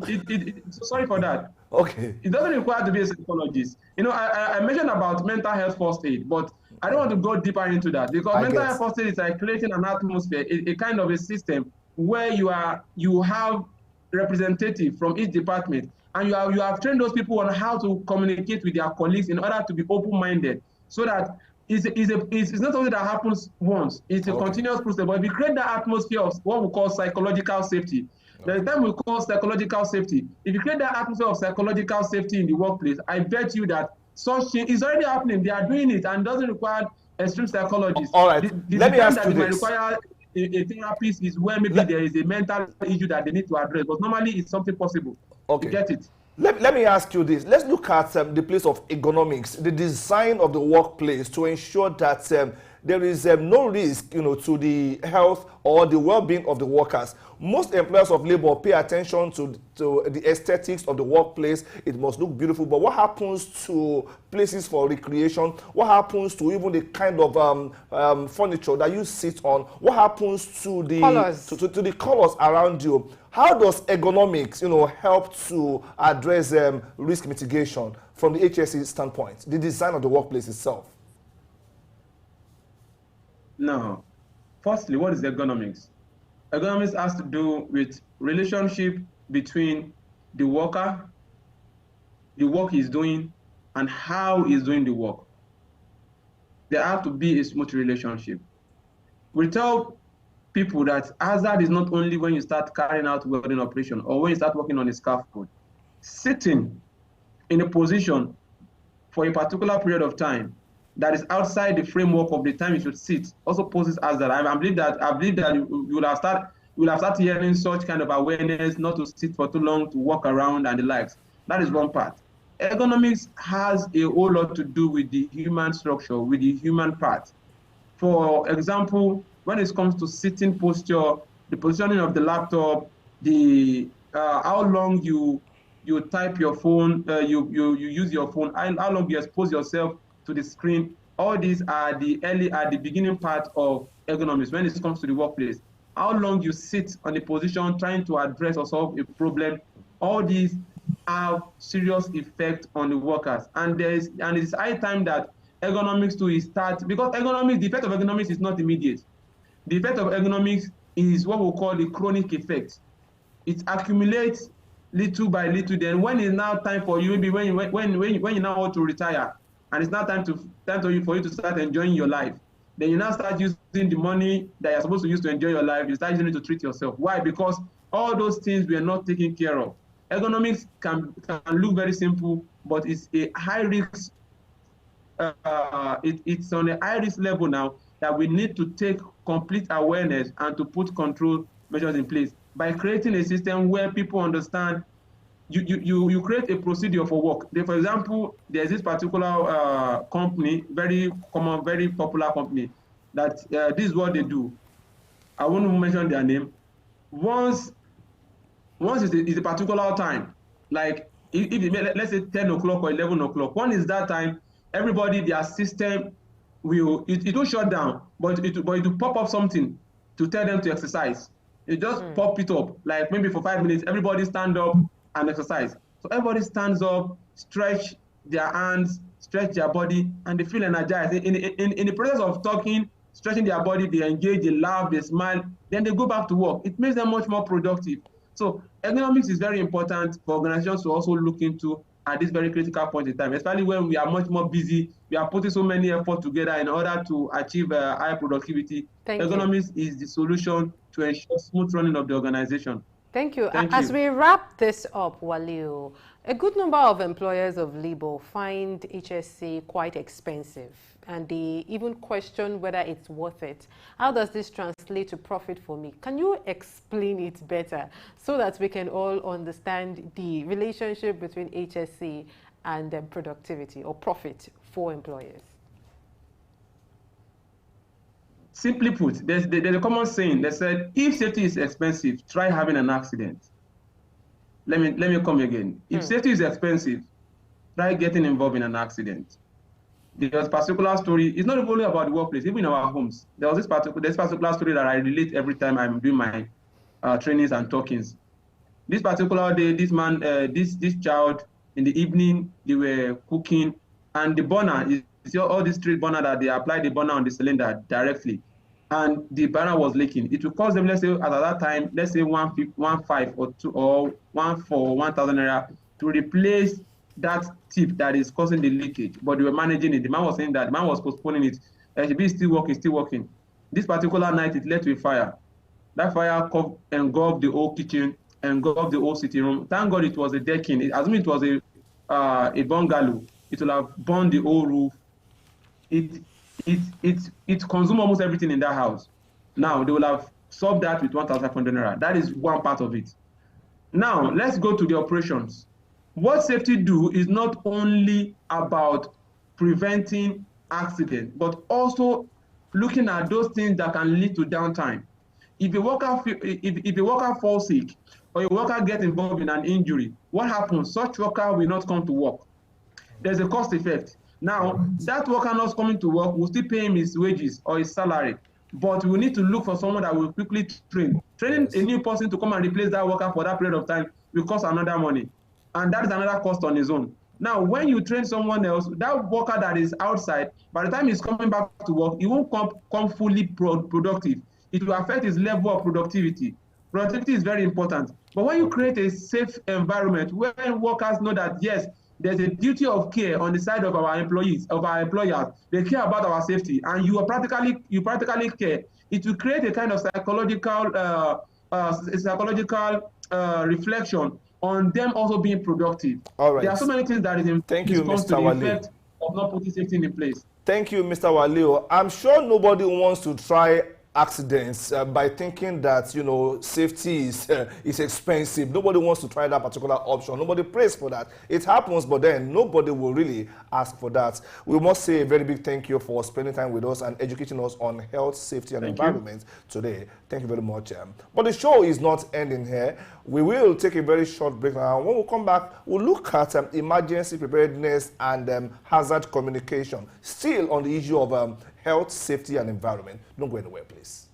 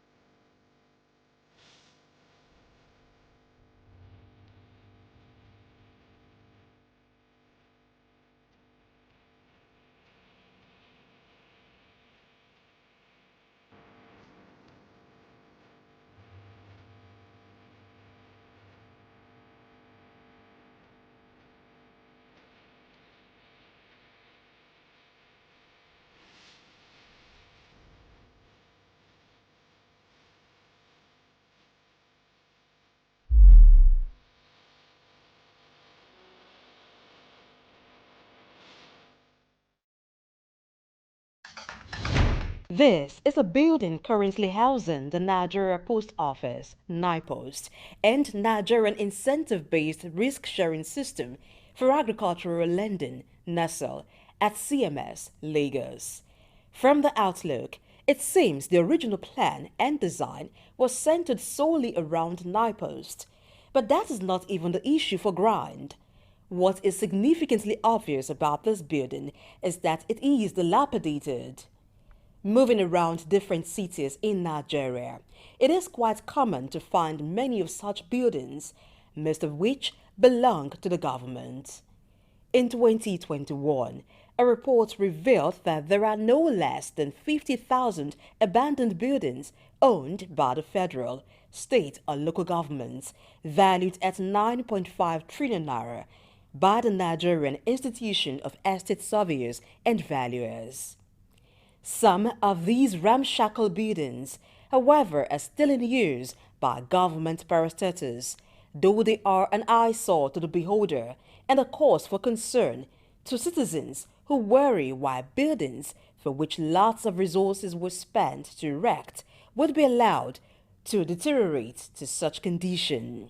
We have a lot of dilapidated structure all around the country, and sincerely speaking, the government are not putting any major measure in place to ensure that all those things are put in proper shape. And I don't think they have any plan concerning that. That's why most time, even the new constructed structures, they're having issue. You see building collapsing, and there is no proper system in place. There's a nursing center close to my house, and then I think it's abandoned and dilapidated, yes. No sort of renovation. It's been there. It's been like that for like 4 years now. I don't think any government official is doing anything about it, as far as I'm concerned. Maintenance structure in Lagos, Nigeria is quite very low. You know, sometimes you just build something, like even the train recently, you know, after the train was, you know, enacted, we didn't maintain any, we didn't, you know, put in form of any maintenance in place, which is very bad. I feel like the community can do something, you understand me? But then it really lies in the government's hand, honestly, because it's a structure that they've put in place. I want to believe that every structure created should have had a maintenance plan coming with it. The submission of these respondents strongly points to a poor maintenance culture.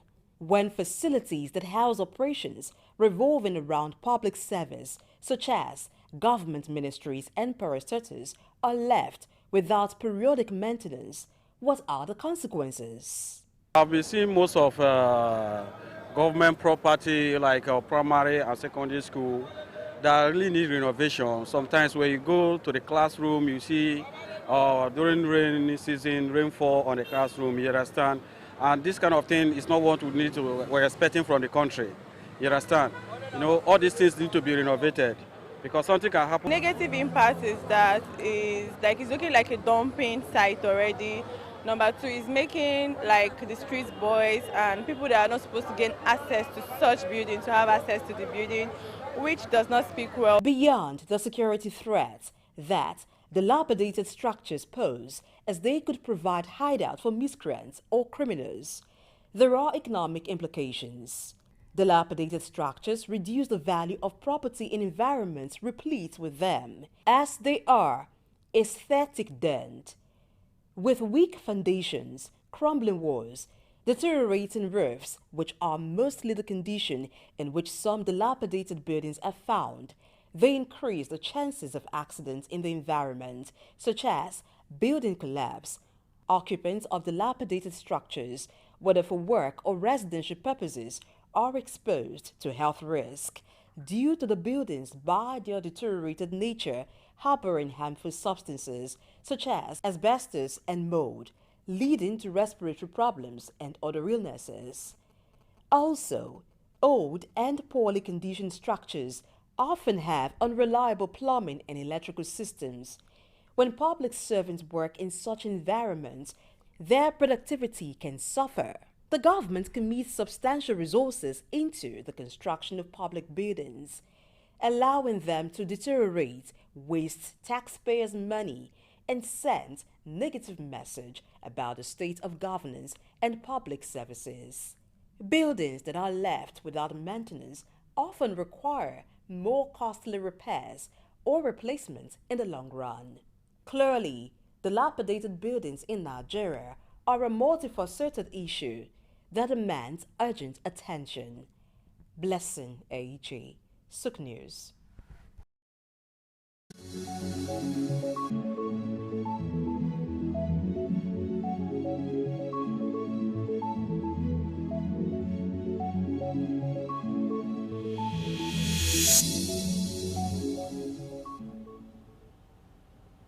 This is the next lap of our conversation on health and safety in the workplace. And there's a main question on my mind. How well and how much is your company prepared for an emergency? You really need to answer that question. God forbid if something terrible happens today. Are you prepared? And that's why we need to talk about emergency preparedness and hazard communication. Joining us to do that is an HSC professional. His name is Benga Matsimenu. Welcome, Benga. Thank you for having me. Good to have you here. Yes. Pleasure being here too. What did you say? It's a pleasure being here too. Yes, it's a pleasure to be here. Please explain to us the concept of emergency preparedness and hazard communication. I think the very first point to start with is what is hazard? Hazard is simply anything that can cause harm in the workplace. Once anything that can make the workplace dangerous for employees, that can interrupt the normal functioning of the workplace, is simply an hazard. So emergency preparedness is just the steps we take in mitigating the risk of an hazard occurring. So basically we're looking at fire, the instance of fire, and how people react to fire. How do the employees react to fire? How do the employers react to fire? How does the workplace itself react to fire? Because whether we like it or not, the workplace itself has a way of interacting with hazards around it. So these are the things we're talking about. So when we talk about emergency preparedness, we are simply looking at what are the steps that the employer has put in place to ensure the safety of the employees and the continuity of that business in the event of an accident happening or fire outage happening in a place. So the very first thing you need to do is that you need to have a very sound health and safety policy. And this health and safety policy, in the process of its formulation, must involve the employees. In other words, the employees must be brought on board so that we can have 100% participation of the employees in the implementation of the health and safety policy. So once the employees buy into the health and safety policy, by the way, the health and safety policy must be reviewed from time to time. It's not after 6 months, it's not after a year. If there's a major change in a workplace, the health and safety policy must be reviewed, and there must be an hazard identification process in place to incorporate the new hazard that has been brought into that workplace. So the employees need to be brought on board. So the employer organizes training. So we cannot overemphasize training. So he needs to, the employer needs to organize training for the employees. Once he has organized training, during the training, the employees are made to know what they're supposed to do. For instance, in the event of fire outage in a workplace, the very first thing people need to do is to sound an alarm. Now, before the employees sound an alarm, there must be an emergency number to call. There must be safety signs. There must be exit doors. There must be firefighting equipment. There must be proper arrangement, people designated with HSC roles, like the fire marshals and other things. So all these things must be put in place by the employer before we can now talk about the emergency preparedness execution itself. Of course, the plan, the physical manifestation of it is called fire drill. Okay. It's called fire drill. Okay.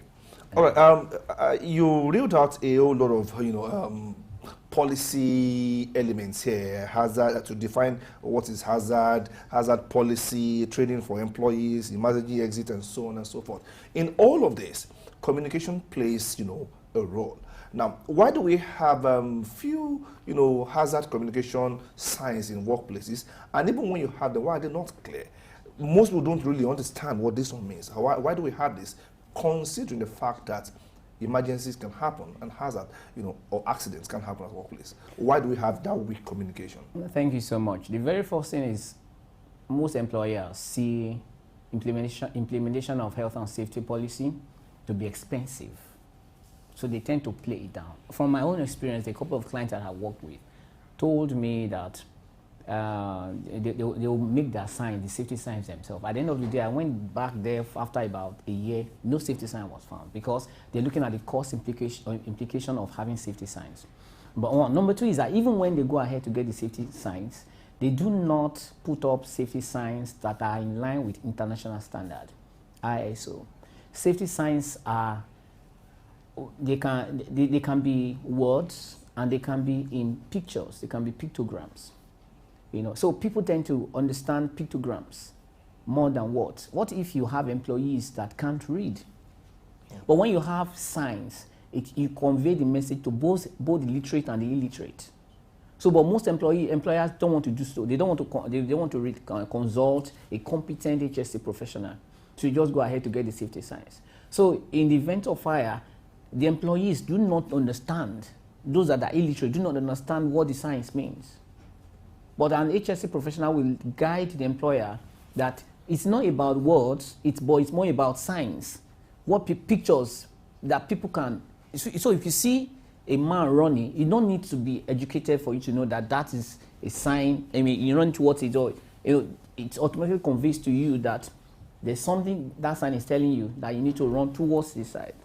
By the way, during fire incidents, you don't run. You actually walk towards the exit door.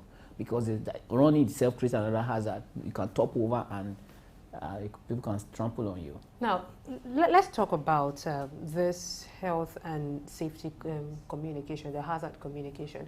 I quite agree with you that a good number of employers try to play down on hazard communication because I think it's important that even before somebody gets on a job, it's important for you to have read out the hazards of the job to the person. But are there regulations against this kind of behaviors? What does the law even say about this?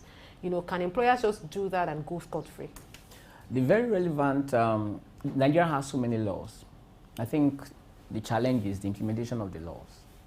We have the Factory Act 2004, and we also have the National Policy on Occupational Health and Safety.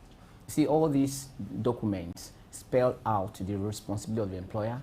It spells out the responsibility of the employees as well. So there are laws that stipulate what an employer needs to do to safeguard his assets, safeguard the employees working for him. And in the case when an employer fails to do so, what then happens? The Ministry of Labour and Productivity is meant to enforce these laws by paying frequent visits to different workplaces. So when they pay a visit to a workplace and they realize that they are running foul of the law, they're meant to be, there should be punitive measures against that employer. But what we often see is that people, they don't go there. There's a law that requires employers to report incidences in their workplace to the government. Okay. In Nigeria, we don't have data of incidences in workplace in Nigeria. So it's because the regulatory agency is not doing what they're supposed to do. So it becomes difficult. And if you have a law, like I said earlier, we have several laws.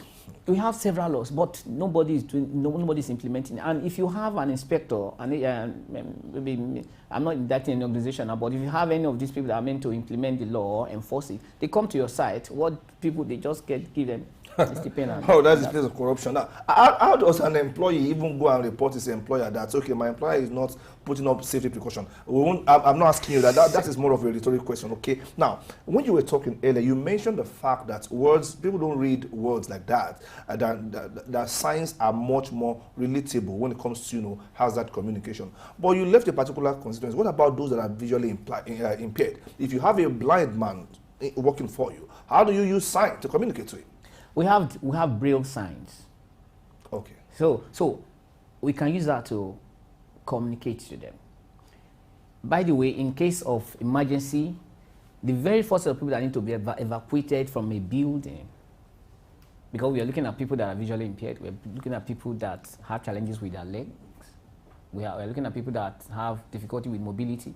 So they should have priority attention. They are the very first set of people that need to be moved out. They are the very first, not the MD's son or the GM son that is within the building.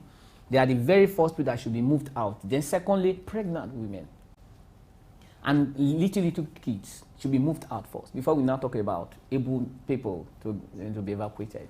So they are actually taken care of in the emergency preparedness plan of an ideal workplace. Yes, so let's talk about practical strategies and practical rules and regulations when it comes to hazard and safety. For example, I know that for buildings or workplaces in buildings that have staircases, there are certain standards. I know for high-rise buildings, for people that work in high-rise buildings, there are standards. For companies that have elevators, recently an incident happened in a government hospital in Lagos where a doctor died in an elevator. Yeah, there are rules and regulations to prevent things like that. And for companies that have floors that are tiled, you know, there are rules and regulations. Can you just go through some of these things so that for those who don't have the time to go read all the long manual books, they can have an idea of the do's and don'ts to prevent hazards in their workplaces? The very first thing I will advise fellows to do is just to consult a professional HSE practitioner. That's the very first thing, because time will not be adequate for me to go over everything. But I'll just pick a couple of them. Like if you have tiles, if you're building your house, if you are putting up a structure and with the intention of making the workplace, even if it might be a residential house, you need to consider the tiles. There are some tiles that are serrated. Okay. You know, you need to use tiles that are serrated when you are about entering a building. What do you mean by serrated? It's not smooth. Mm-hmm. Okay. You know, because most tiles these days are very, very smooth, but if you have serrated tiles, it creates a friction between the sole of the sole and the floor itself. So the tendency to slip and to trip is minimized. Do you understand what I'm saying? So that you need to consider that. Then when you have elevators, of course, elevators are good, but you need to maintain it. You need to service it. How often do you service your elevator? You need to do that. You also need to encourage, workers to make use of the staircase. Of course, I'm not talking about going to the 10th floor. I'm talking about maybe a 3-story building or something like that. I'm not talking about 10, So you need to encourage them to make use of the staircase as well. Then the staircase needs to be wide enough. You need to understand the purpose of which you are putting up a building. And you need to know how to discuss that with the engineer so that health and safety is incorporated into at the design level of the building. It's called CDM. Construction design management. Okay. So you have HSE incorporated into it. So at the level of drawing the design of the building, an HSE learned person is brought on board. So he gives out his own professional idea so that we can incorporate this into it. So it becomes a lot. It's not as if your house is already made and you want to put down one part of the building. Even you talked about the aesthetic value. The colors. They are all these things need to be incorporated into the building. The windows, the orientation of the windows need to be the doors. For example, you want a door that's supposed to be an exit door needs to open outward, not inward. So all these things need to be incorporated at the design level, and the engineer needs to be aware of this. Okay. Now, if your building is done, the door is already made, and you now realize how the door is opening inward, you want to do so, it costs a lot. All right. So now today's workplace is about promoting inclusivity and ensuring that we reach out to as many people as possible. But then there now comes the barrier of language and cultural sensitivity. How do we factor in language and cultural sensitivity into hazard communication, really?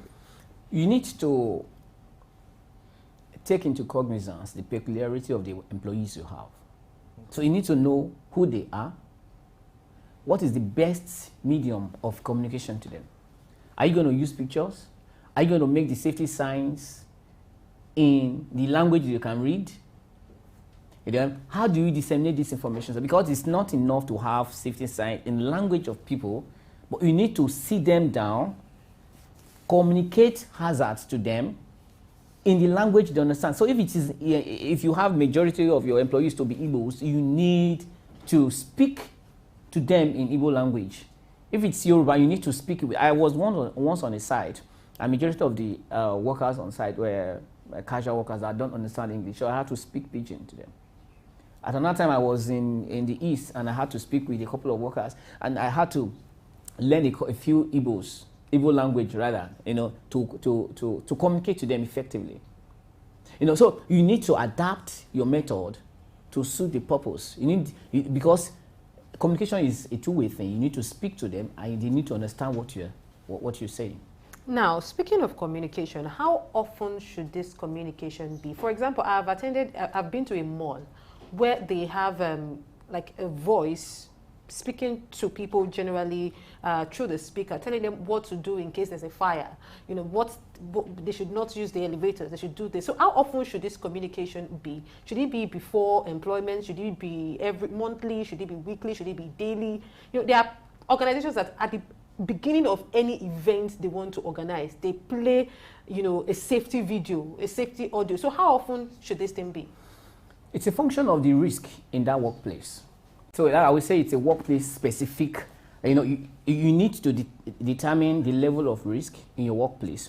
Then you determine how often you should have it. For instance, in a school that I consulted for, I told them that at the beginning of the semester, term rather, that all the employees, the old teachers and the new teachers need to be trained. Then that's once in 3 months, I guess. I think a term is 3 months. So once in 3 months. So they have to do that. Now, if you are in a very high risk prone environment, like a brewery, every employee, everyone coming to that site must be inducted every day. So we have a new employee, you're inducted.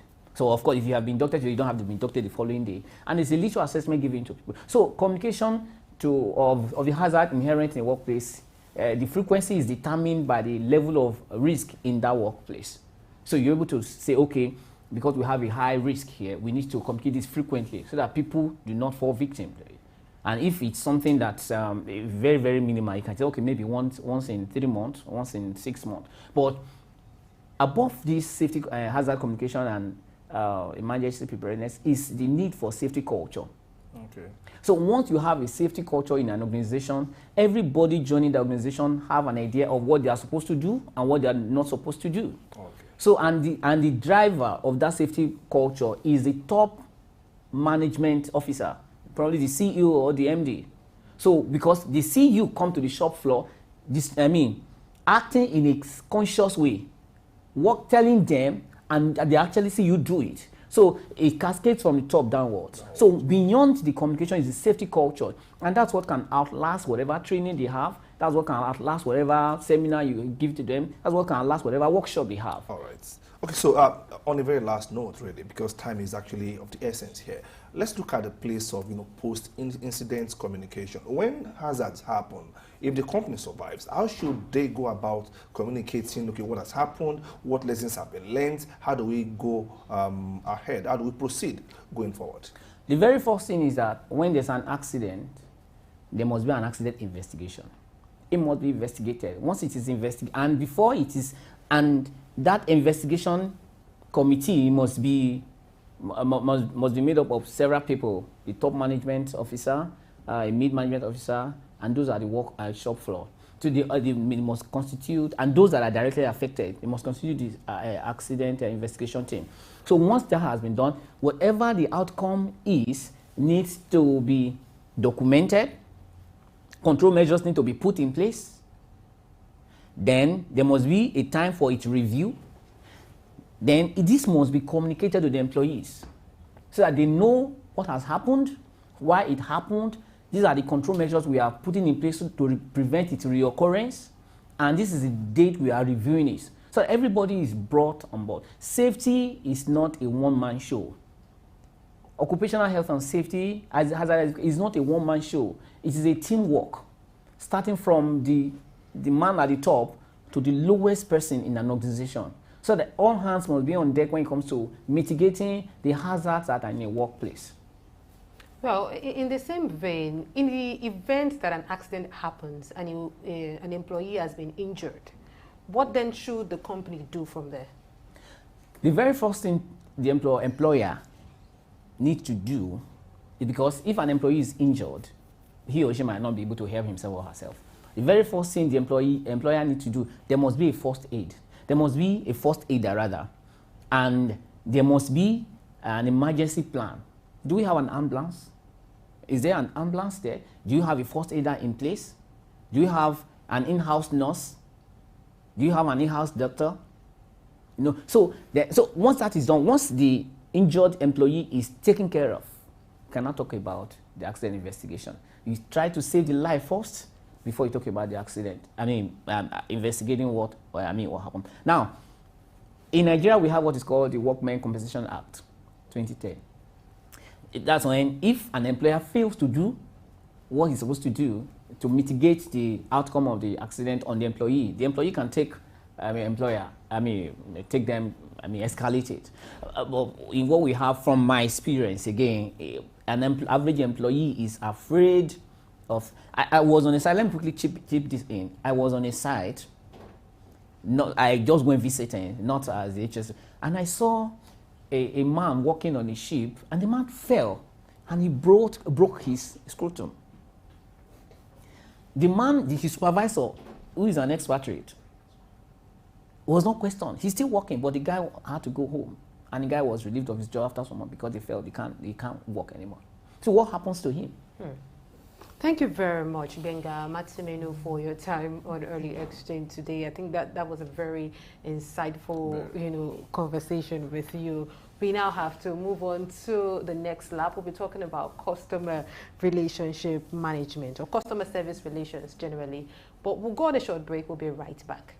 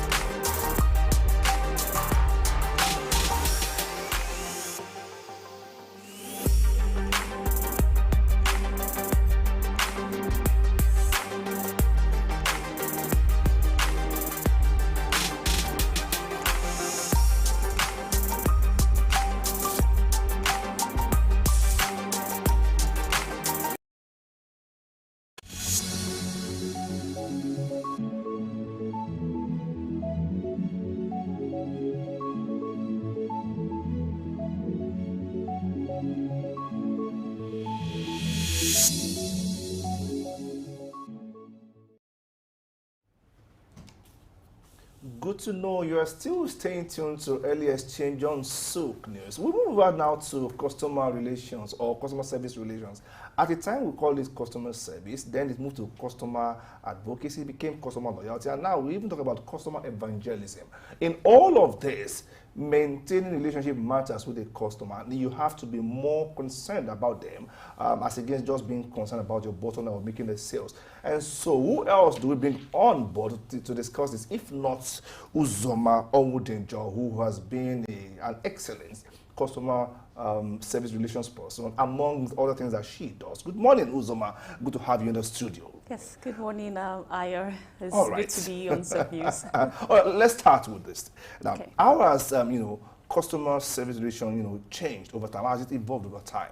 I just spoke about the different lingos that we use for it: customer service, customer loyalty, advocacy, and what have you. How has the landscape changed for you practitioners in the last couple of years, really? Okay, basically I'd like to start by saying that customer service relationship is everything for business that is going to thrive, you know. When you look at customer service, it boils down to the customer experience. And I believe that for people who are in business, the main aim is to be sure that you don't just do business, but you're also able to maintain a level of consistency, a level of retention over the years, you know. So customer service basically has evolved over time, you know, from the conventional people before now probably would just go all out there, start up a business, the business makes profits, you're not really interested as long as there's profits. But you know that for you to be able to have a business that is consistent and retention, for you to be able to have retention, you have to please the customers. You have to make sure your customers are satisfied. And it boils down basically to customer experience. It's basically customer service experience, you know. So for you to have that kind of experience that brings your customer coming back each time to patronize your business, and you don't have to go all over and start from the beginning to find new customers, then you have to be very intentional about customer service experience. So over the years, I must say that there's been tremendous impact or tremendous focus in that area of expanding customer service experience for business owners. So the question now is that whose job is it to do customer relationship management? Is it the job of the front desk officer? Is it the CEO's job? Whose job is it? Okay, let me start by saying something. Basically, we know that organizations have customer service units, departments, they call it a lot of names. We have a whole lot of drama like customer service weeks, customer service days, and all that. But you see, the truth is that for every business, someone runs the business. And everybody in a business is a major player in that business. And that means that everyone drives the process. Yes, there are departments that are dedicated to customer service, but there are people who work in the organization, and that means everyone. Now, I tell people something, I say, for customers, your customers are not just the people who come in to buy. The people who have not come in to buy, who have an engagement with your business in whatever form, are also customers. They are prospective customers, because the truth is that someday they could buy. And that is where customer service comes in. A good customer service experience could either turn that person into a customer or make the person churn. So every single person in an organization is a customer service person. It's not a dedicated desk. Okay. Now, if for example, I happen to have like a front liner with a marketer from an organization, believe you me, your customer service skills comes on board, because I'm either excited about the product you're selling to me or not. I walk into an organization and the first person I meet at the entrance, the gates, the security man or whatever, is already giving me what I want to know or what I don't want to know. So the experience I get firsthand with that person determines whether I want to go on with a business relationship with the organization or not. So I'm going to say that everyone is actively involved in customer service at whatever levels. Okay. Yes. Now, when it comes to pitching your ideas to a potential customer, there is a place of active listening and empathy on the part of you being a customer service relation. What is the importance of this? Because most of the times, people are so much in a hurry to pitch their ideas and they are not really listening to the customer. Make a case for the place of active listening. Okay, so basically you mentioned something, you said empathy. Yes. And you talked about active listening. Now there are two major things. Okay, so I'll give you an instance. I'd walked into a shop one time, a couple of years ago, and I had an issue, and the issue was that I was running late to where I was going to. Now, basically, I know that people should be on break, of course, and all that, and I needed to get a service. Now, for me, it was about the fact that I had an interview to catch up with. And the people there were not listening to me. They didn't want to listen to me. Because if they had listened to me, they would have understood, okay, she's actually running late and maybe made the extra sacrifice. So, you know, at that point, empathy also comes in. For me, I felt they were not empathic, and that was the last time I ever visited. Now, one of the major trainings I think I have gotten over the years, or I acquired basically from my banking experience, because I came from the end of banking, was empathy. The ability for you to be able to feel what the next person feels. It informs your decision. People know when you genuinely care about them. I give you a good percentage. A whole lot of people from statistics, basically I was looking at Zendex this morning, and it's a 63% who will go over to do business with someone or buy a product basically because they have very good customer service. Now, people want to know that they are being factored in. They want to know that they are important in your business decisions. Even if the products don't satisfy them, a lot of times they will come back. You know, the statistics are high. On Forbes, I think it's about over 70% of people who would want to engage in a business with a a service provider or business provider who basically has a better customer service approach. So for me, empathy is everything. When you're able to see your customer from their own perspective, you're able to give them the product or the service that they actually need. You know, because they're two different things. There are times when people give you what they think you want, and there are times when they give you what you actually need. So getting to see exactly how the customer wants what they want, or be able to feel their temperature at the time, goes a long way to satisfaction. You know, a good number of times when we talk about customer relations or customer service, we focus on the formal sector. But let's get to the informal sector. For example, an average Nigerian using a down phone, a good number of us know how rude these guys can be. And sometimes we feel we don't have choices because some of these services are monopolized. So if you don't take this bus, the next one is probably even more rude. So how do we ensure, how has customer service relations affected the trend in sectors like this? And how can we really use it to get the best? Okay, so it's a really dicey question.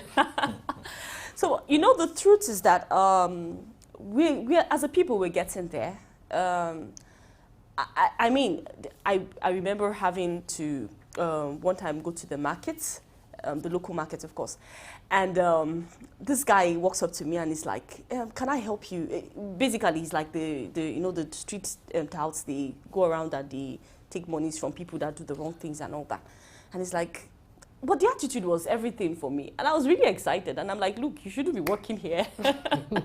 So the truth is that as a people, we're in that area, we're kind of far from it. But, you know, there is a lot we could do when we start to talk about training and implementing. It's like bringing it back home. Look, yes, we know that you don't have formal education. You probably don't know that this is what you should do to be able to sustain your whatever. But we could bring them in and have them trained. People could do sensitizations over and over again, and they begin to see the need. You know, for an average man who is on the street and probably feels like, okay, it's a downfall, it's a regular downfall, we all have to run and scramble in. So they feel like, oh, whatever is happening, over time, people will just keep coming. But the truth is that times are changing, whether we like it or not. I know with the new initiatives of the government, I see what the government is currently doing, and it's amazing. We'll get to a point where the bosses by the government is enough to cater for the people. So you as a downfall man, if you don't sit up, you're out of the game. You need to upgrade yourself. You understand? That was actually out of the game. That was actually what led to the movement from the yellow taxes to the in-app bride. All right. Now, in all of this, communication is very key. Now, at what point do you talk to the customer? At what point do you talk with? Or what is the difference between talking to and talking with the customer? Okay, so basically, if I get your question, what you're talking about is engaging, is like engaging with the customer. Okay, from the minute without sounding arrogant to the customer. Those who talk to the customer have this air of, okay, I know it all, listen to me, this is what I want to say. But people would rather want to be talked with. So what is the difference? It's a very tiny difference. Make it clear for us. Okay, so I want you to put your shoes in that, I want you to put yourself in that shoes while I talk about it now. Basically, the customer is always right. The customer is king. We know that it's a popular notion that the customer is king. So you want to ascend a king or you want to talk to a king, you need to treat the king like the king. When you walk up to a king and you treat the king like he's a commoner, then he's going to churn. So, you know, yes, there's a divide in talking to the customer and in engaging, talking with the customer. Basically, you need to understand that first key is listening. When you actively listen, you know when you need to respond. You know when your customer wants to speak or wants to be heard. You know, because there are times people muffle it up. you have people, for example, you have a client who is trying to make his point known. Yes, you are the service provider. You are the one who has superior knowledge. You know better than what the customer knows about your product. So, but the customer basically is trying to communicate something to you. Now, it takes patience and active listening for you to be able to draw the line and say, okay, well, this is what you want. You indulge the customer and say, okay, this is it. Oh, I basically understand what you want. I basically think I basically feel I understand what you want. But ask questions. You listen, you ask questions, you know exactly what you need to say at the time. Now, because there are times when the customer certainly doesn't know what he wants, or he certainly doesn't even know anything about the product, and he feels that he knows it. Probably because he has had a previous experience, or he knows something, or he's known something around the product. And he begins to tell you, no, it's like this, it's like this. Now, at that point, it's where you begin to slow down. You begin to listen. Okay. You listen, you ask questions, you know exactly what to say, and at what time to say it, and when to say it. So. Yes, from what I know of customer relationship management, there are basically two types of customers an organization can have.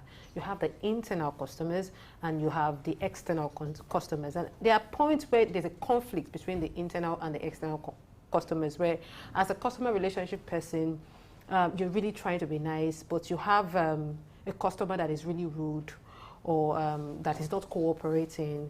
And as the person managing the two of them, you're turning between, okay, so they say the customer is always right, but this customer is outrightly wrong in this case. How do I manage such a situation? Yeah, okay, yes, true. We have people who are classified as difficult customers. I tell you the truth, we meet them on a daily basis. I mean, in my own job role, I get to meet them on a daily basis. Now, the truth is that there are always going to be people who have such tendencies, who probably would want to always go out of the line. So what do you do? In certain cases where you probably, for a customer, a frontline customer service officer who is not able to manage such a person, it's usually recommended that you refer them to your supervisor. But you know, the thing is, having a constant back and forth with your customer is totally out of it.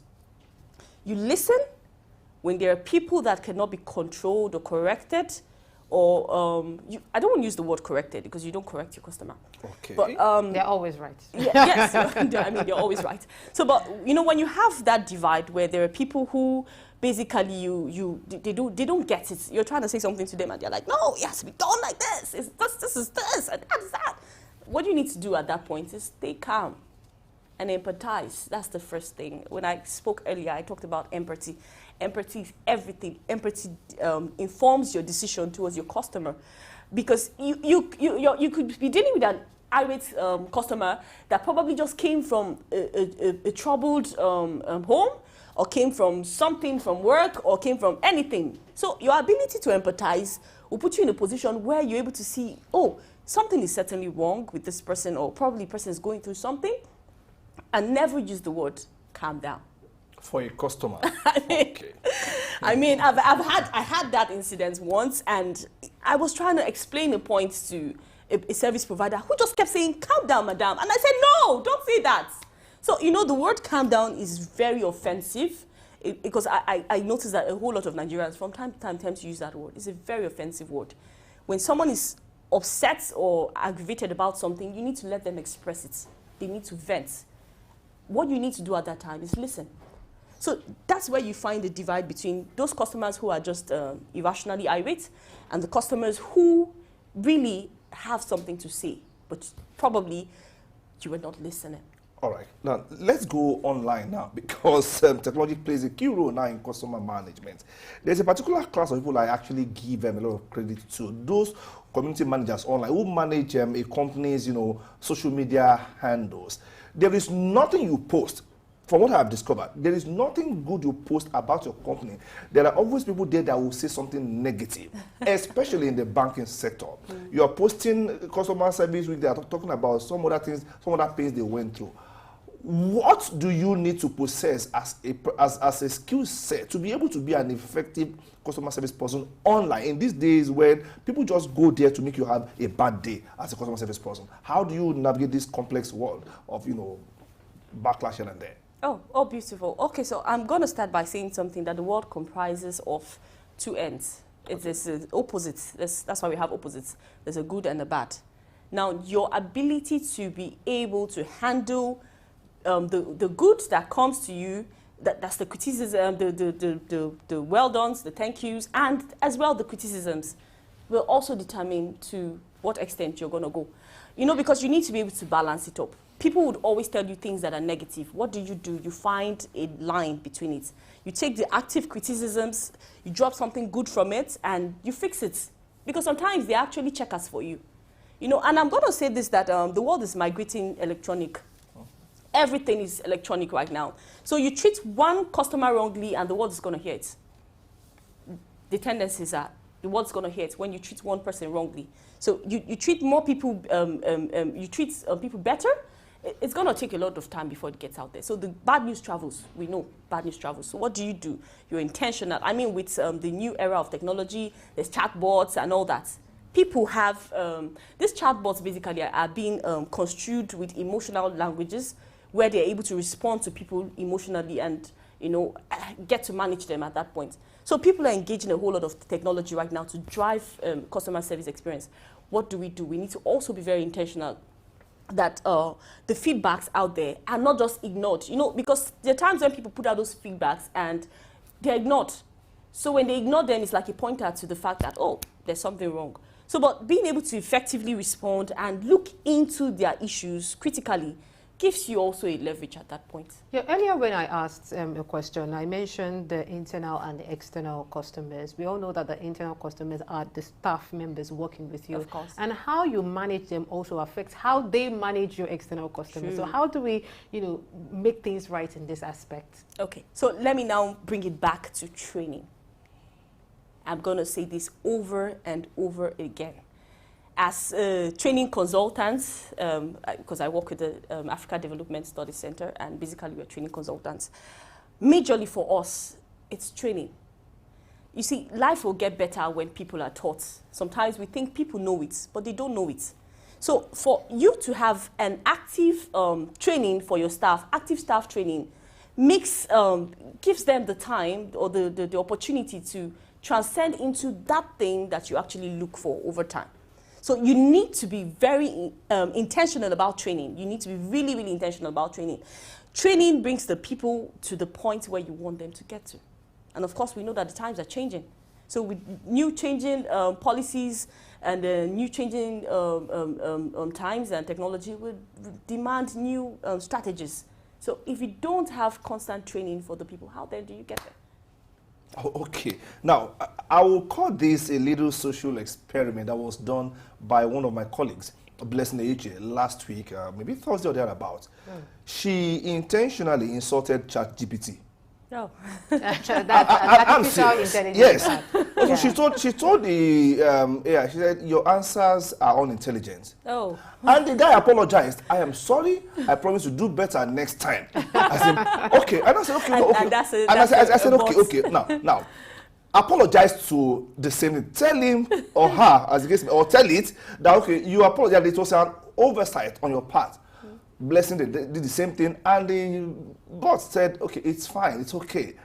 I'll still do better next time. Now, that speaks, meaning those who created or designed GPT factored in emotional intelligence, even into a robot. Exactly. What is the role of emotional intelligence to effective customer service relation for human beings now? Okay, so you see, that's exactly what I was saying earlier on. The emotions are important, the empathy thing. Because humans feel. Human beings want to know that they are cared for. They want to know that they are loved. They want to know that they are accepted. They want to know that they are important. So you see, when bots are being built and built with such level of emotional intelligence, you know, it helps them to manage the emotions of people. It helps them to feel the tempo of people at the time. So they know, okay, you're upset. I don't have to keep talking to you when you're upset. I just know that you're upset at this point and I need to let you vent. I need to know where to come in. I need to know how to say I'm sorry and when to say I'm sorry, because sometimes you say I'm sorry and you're saying it at the wrong time. So I don't want to hear I'm sorry. I want you to act. So you need to know all that.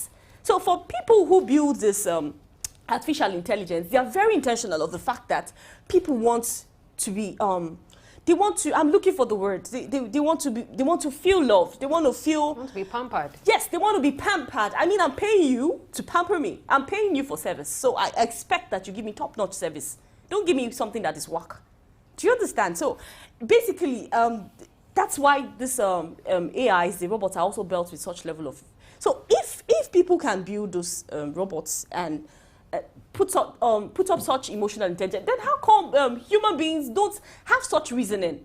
I mean, it's just logic. Yes, as someone that has practiced customer relationship management over the years, as we wrap this up, what are the customer services that you'd like to see more in the Nigerian business landscape, and what are the things you would like to see less?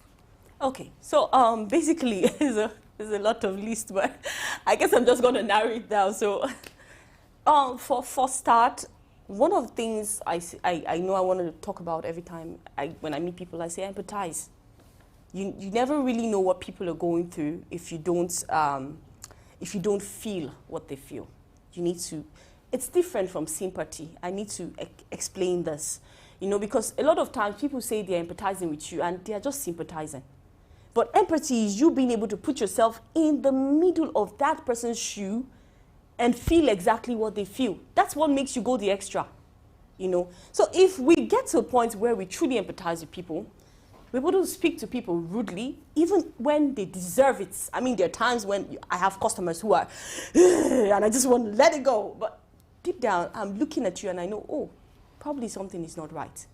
Probably you need help. Probably you had a bad day. Something, probably, I just make the excuses for you. So your ability at that point to be able to make the excuses, to be able to empathize, will help you make excuses for the person, even when the person really deserves a beating. I didn't say that. Finally, I also would want to say that one of the things I feel people should stop to do to their customers is to try to put them down. Don't put your customers down, because I see that a lot. Like, people try to put their customers down. They try to tell their customers, no, I know you're just a customer. You don't have experience. I'm the one who has experience. So, I mean, we shouldn't do that. Then finally, I mean, we should learn how to talk nicely. In this part of the world, you just give it to them. All right. You are a veteran in that particular field, and of course, there are a lot of people who are trying to come into the space. What would you ask them to, take up as skills if you want to, excel in customer service as a newbie? What do you bring to the table to make you, employable? Number one, passion. Passion is everything. When you're passionate about something, you go the extra mile. You need to be able to be passionate about people, about your job. Because when you're not passionate, I mean, how then do you go on? How? That's what drives you. Even when there's nothing to look up to. Even when the people are annoying, even when there's a whole lot of difficulties, the passion keeps you going. Number two is that you need to sit down and make up your mind to be different. We have a lot of people today who are just... now I want to say this out to the youth especially, because a couple of youths, basically, what they want is just to make money. I want to just hammer. That's the word. But, it doesn't happen like that. You need to be able to find something to live for.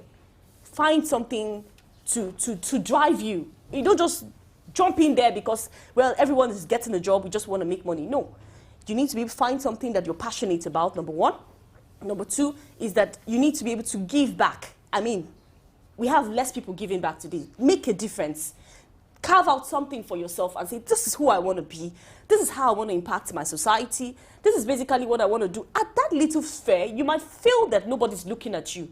But the truth is that that is just the starting point for your life. Then finally, empathy. Empathy. When we have little empathy, I'm going to keep saying it. When we have empathy for people, we stop doing things as little as churning queues. I mean, you get out of, you literally misplace people, like, to get your own thing. Empathy makes you think about the next person. So yes, we've been speaking to customer relationship managers, regardless of who you are, what position you are in an organization. Is there also a need to speak to the customers? For example, I've had people work as customer service officials in telecom sectors, in the telecom sector, and they tell you, people call, today somebody is shouting, this person is insulting my mother, and you see a trend of mental issues, because having to interface with very rude people who don't see you as a human being. They just see you as a thing that has to bow at their feet every time. So how can we also communicate to customers that these people you are dealing with, these organizations, are people too? Okay, so basically, number one, I'm going to say this to you, level up. As a customer service representative at whatever sphere, level up. You level up to a point where whatever people say to you, when it's negative, on the negative, doesn't impact you, but brings out the best part of you. So for me, let me bring this home. For me, usually what I do when I'm in such position is, it gets to stir up a button in me. It gets to stand as a check for me. Because there are times when really there are certain things you need to check. So rather than getting upset and saying, this customer said this to me, this customer did this, I'd take the lessons from it and better up. But in instances where the customer is overbearing and all said and done has been tried, then at that point, the business relationship might need to be terminated peacefully. All right. Talk about a carefully structured exit point for that particular relationship. We'll be speaking with Uzoma Onwudin-Joe, the Country Director, Africa Development Studies Center, which is a training and consulting organization with presence in Africa and even beyond Africa. Thank you very much. She's been speaking with us on customer service in relation. It's been a very exciting moment with her. I must say I enjoyed that. She says something, level up to global best practices. And if robots, if AIs could be emotionally intelligent, you have no excuse to be emotionally unintelligent. And that is how we close this segment of the show. We'll take a short break now. When we come back, we'll talk about the International Day of Youth that happened on Saturday. Please don't go anywhere. Thank you for staying tuned.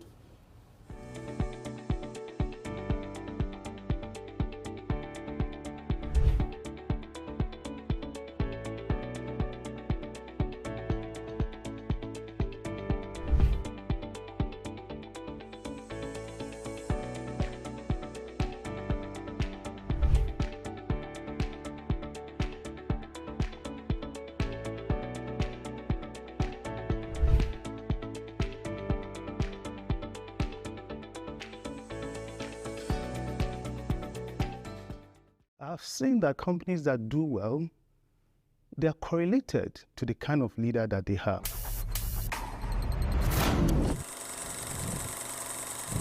What this is about is what I've observed working with leaders over the experience of my career. I've seen two types of leaders. The first type is leading out of fear. And this type of leader is not even manifest in their physical appearance. Leading out of fear, you see those leaders, they appear macho, they seem as if they know what they're doing, shouting here and there. But those externalities conceal a very deep fear of vulnerability. The other type of leader is those that lead out of courage. And those that lead out of courage, it may not show on their men, they don't appear macho, they are not screaming here and there, they're calm. But beneath that calm is a solid rigor of logic, solid empathy, and solid personality of being their true authentic self.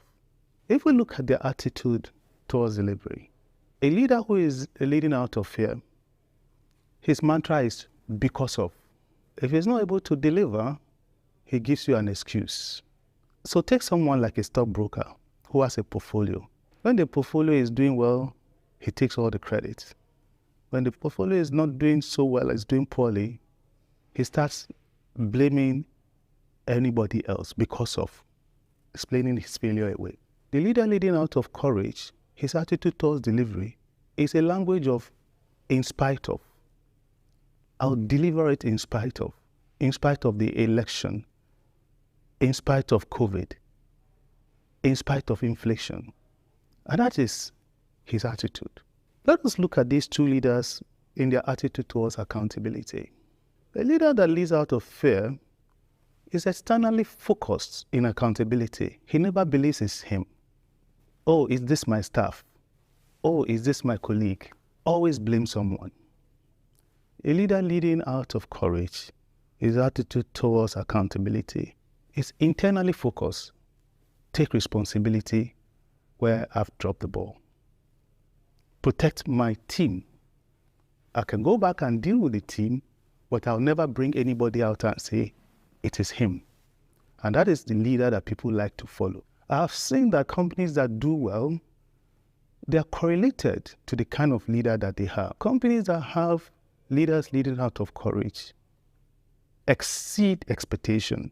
And companies that have leaders leading out of fear always explain non-performance.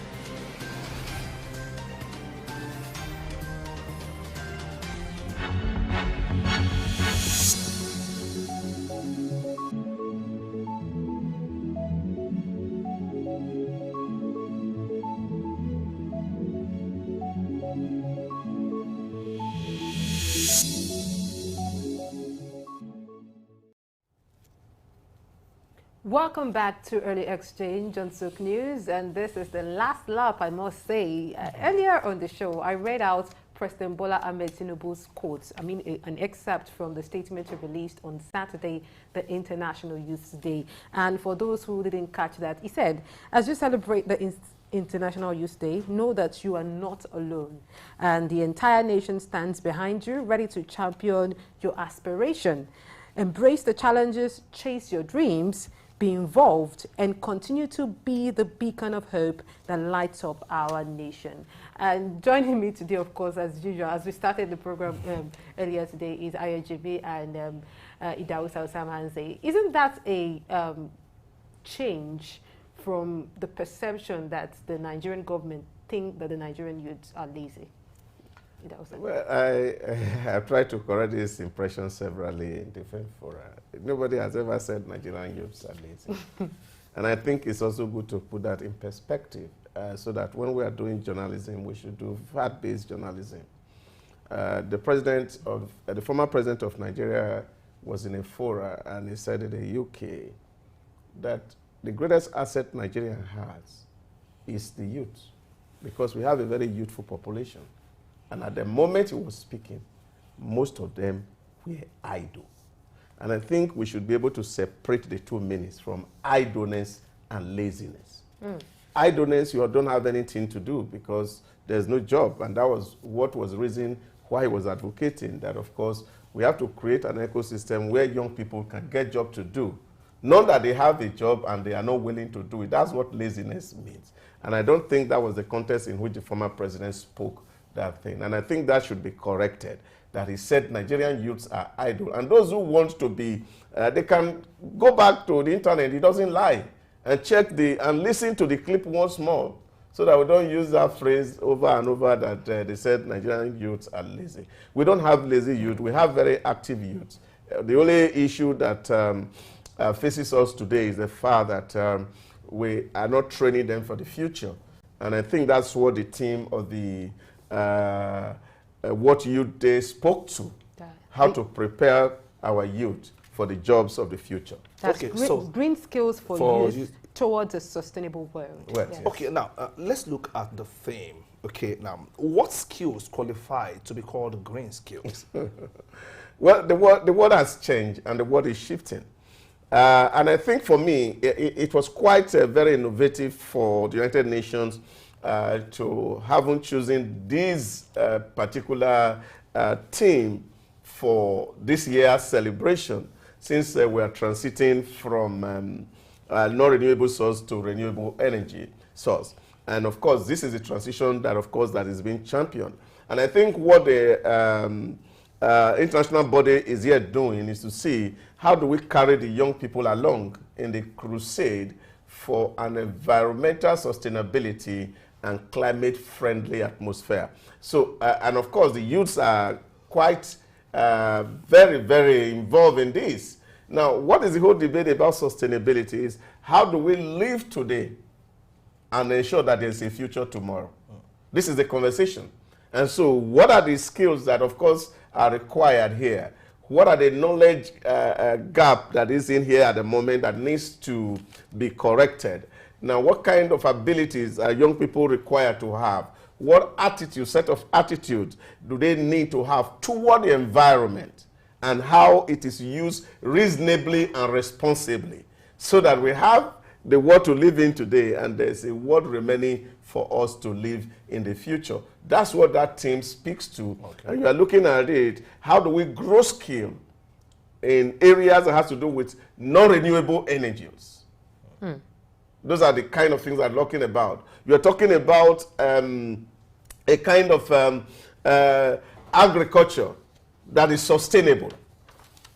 Sustainable in the sense that you are looking at the farm practices, not the way we do farm in the past. Take, for example, in this part of the world, bush burning was huge. Now, one of the greatest threats to the world today is food security. We're talking about farming globally. Because, you see, in your elementary biology, you remember the bees that are supposed to be agent of pollination. They've all been destroyed by wood burning. Yes. And this is real issues, and this is a challenge for our world. So what we enjoyed those days are no longer available for our children to enjoy. So what this speaks to is to say, we begin to do things in a new way. Become the champion of our future, and not allowing the older ones to destroy the future that we are supposed to be living in. Yes, United Nations data shows that about 60% of young people will lack the skills necessary to thrive in the green economy in year 2030. So you talked about learning, you talked about training. Who are we addressing at this point in time? Who should champion this cause? Well, I think government on one hand is doing so. International and multilateral bodies are also doing so on the other hands. And I think, of course, the school system should not also be left out. You see, for example, before now, we've been mining batteries from non-renewable sources. And now the world is saying, look, we have to move. And this is a new technology that the young people will need to embrace. How do we do things differently? What kind of farming practices should we embrace? Now you're looking at the conservation of your energy. We're talking about, for example, a whole brand new city in Saudi Arabia, the Leon city, that is being built, run and powered on sustainable energy. Now, if you have to get a job in that particular space or climate, then you must have some certain level of skills that is required to maintain those renewable source of energy that is powering that entire atmosphere. So the curriculum of the schools had to be redesigned. They had to be factored in. Just last week, I was speaking to some of our people, and I was telling them about even the Nigerian Bureau for Public Procurement is pushing an agenda for what they call sustainable procurement. Wow. What that means that, of course, we will have less use of paper. Because, of course, paper comes from non-renewable source. You cut down your woods, and you are making paper out of it. Now, of course, plastic, biodegradable substances, now that are destroying the ecosystem, we have to deliberately incorporate this into our curriculum, that what our children are learning will be new way to live, to keep the environment healthy and to ensure that the climate is not destroyed. All of us can live as long as God has permitted us to live. All right, beyond academic curriculum, when you talk about the green skills that are needed to be able to play in the industry of the future and even of the present, what is the place of direct internship with green companies who are doing this with respect to transfer of skills? Because essentially the government alone can't do it. Yeah, but this is what we're talking about. It's not really government doing it. What this is to design curriculum for schools that people who are actually coming out. You see, because one of the issues that we're talking about today in our world is people are talking about unemployability of those who leave school because they cannot fit into the environment. Yes, of course, we cannot rule out the place of internship where people, of course, have to learn these things. But, of course, the basics, the concept, had to be ingrained in them, that they go to the companies that are practicing green to be able to pull this thing together. This, for me, is the thing, for me, really speaks right. Because like they say in the family circle, they said hard times produce strong men.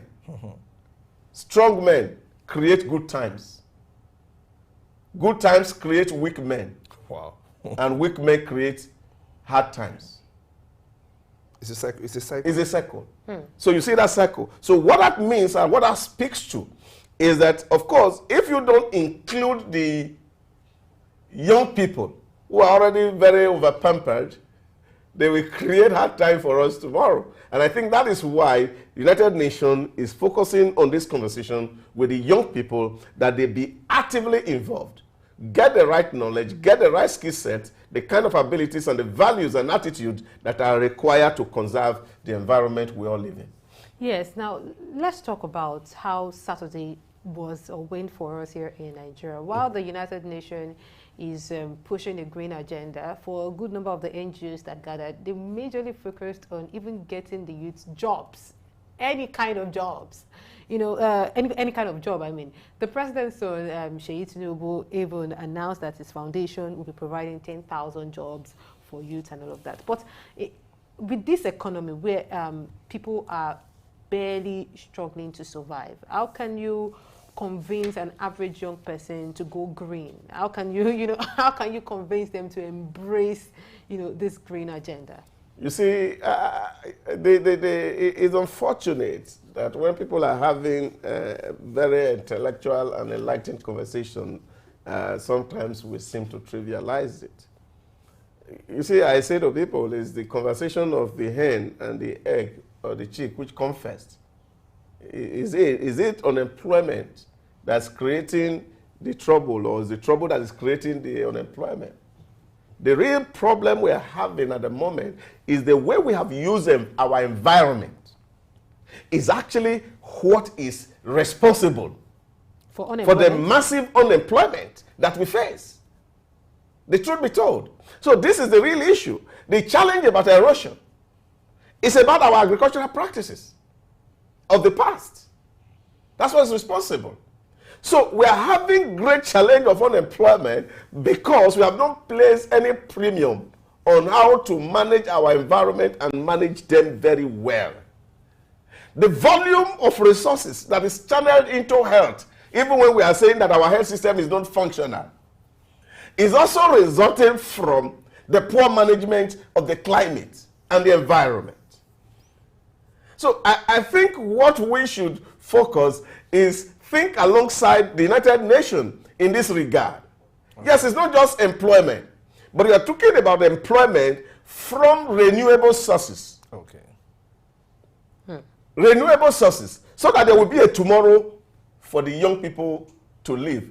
What will be in it that you give them job today and they are not alive tomorrow? So this is a conversation, and this is what everybody must be involved in. I came from France just this morning. Now, you go and see a whole lot of wood planted. If you go to Australia, if you cut one tree down, you plant two. It's creating jobs because it's important for the environment. And I think this is what we should emphasize. And I think this is where we should place premium.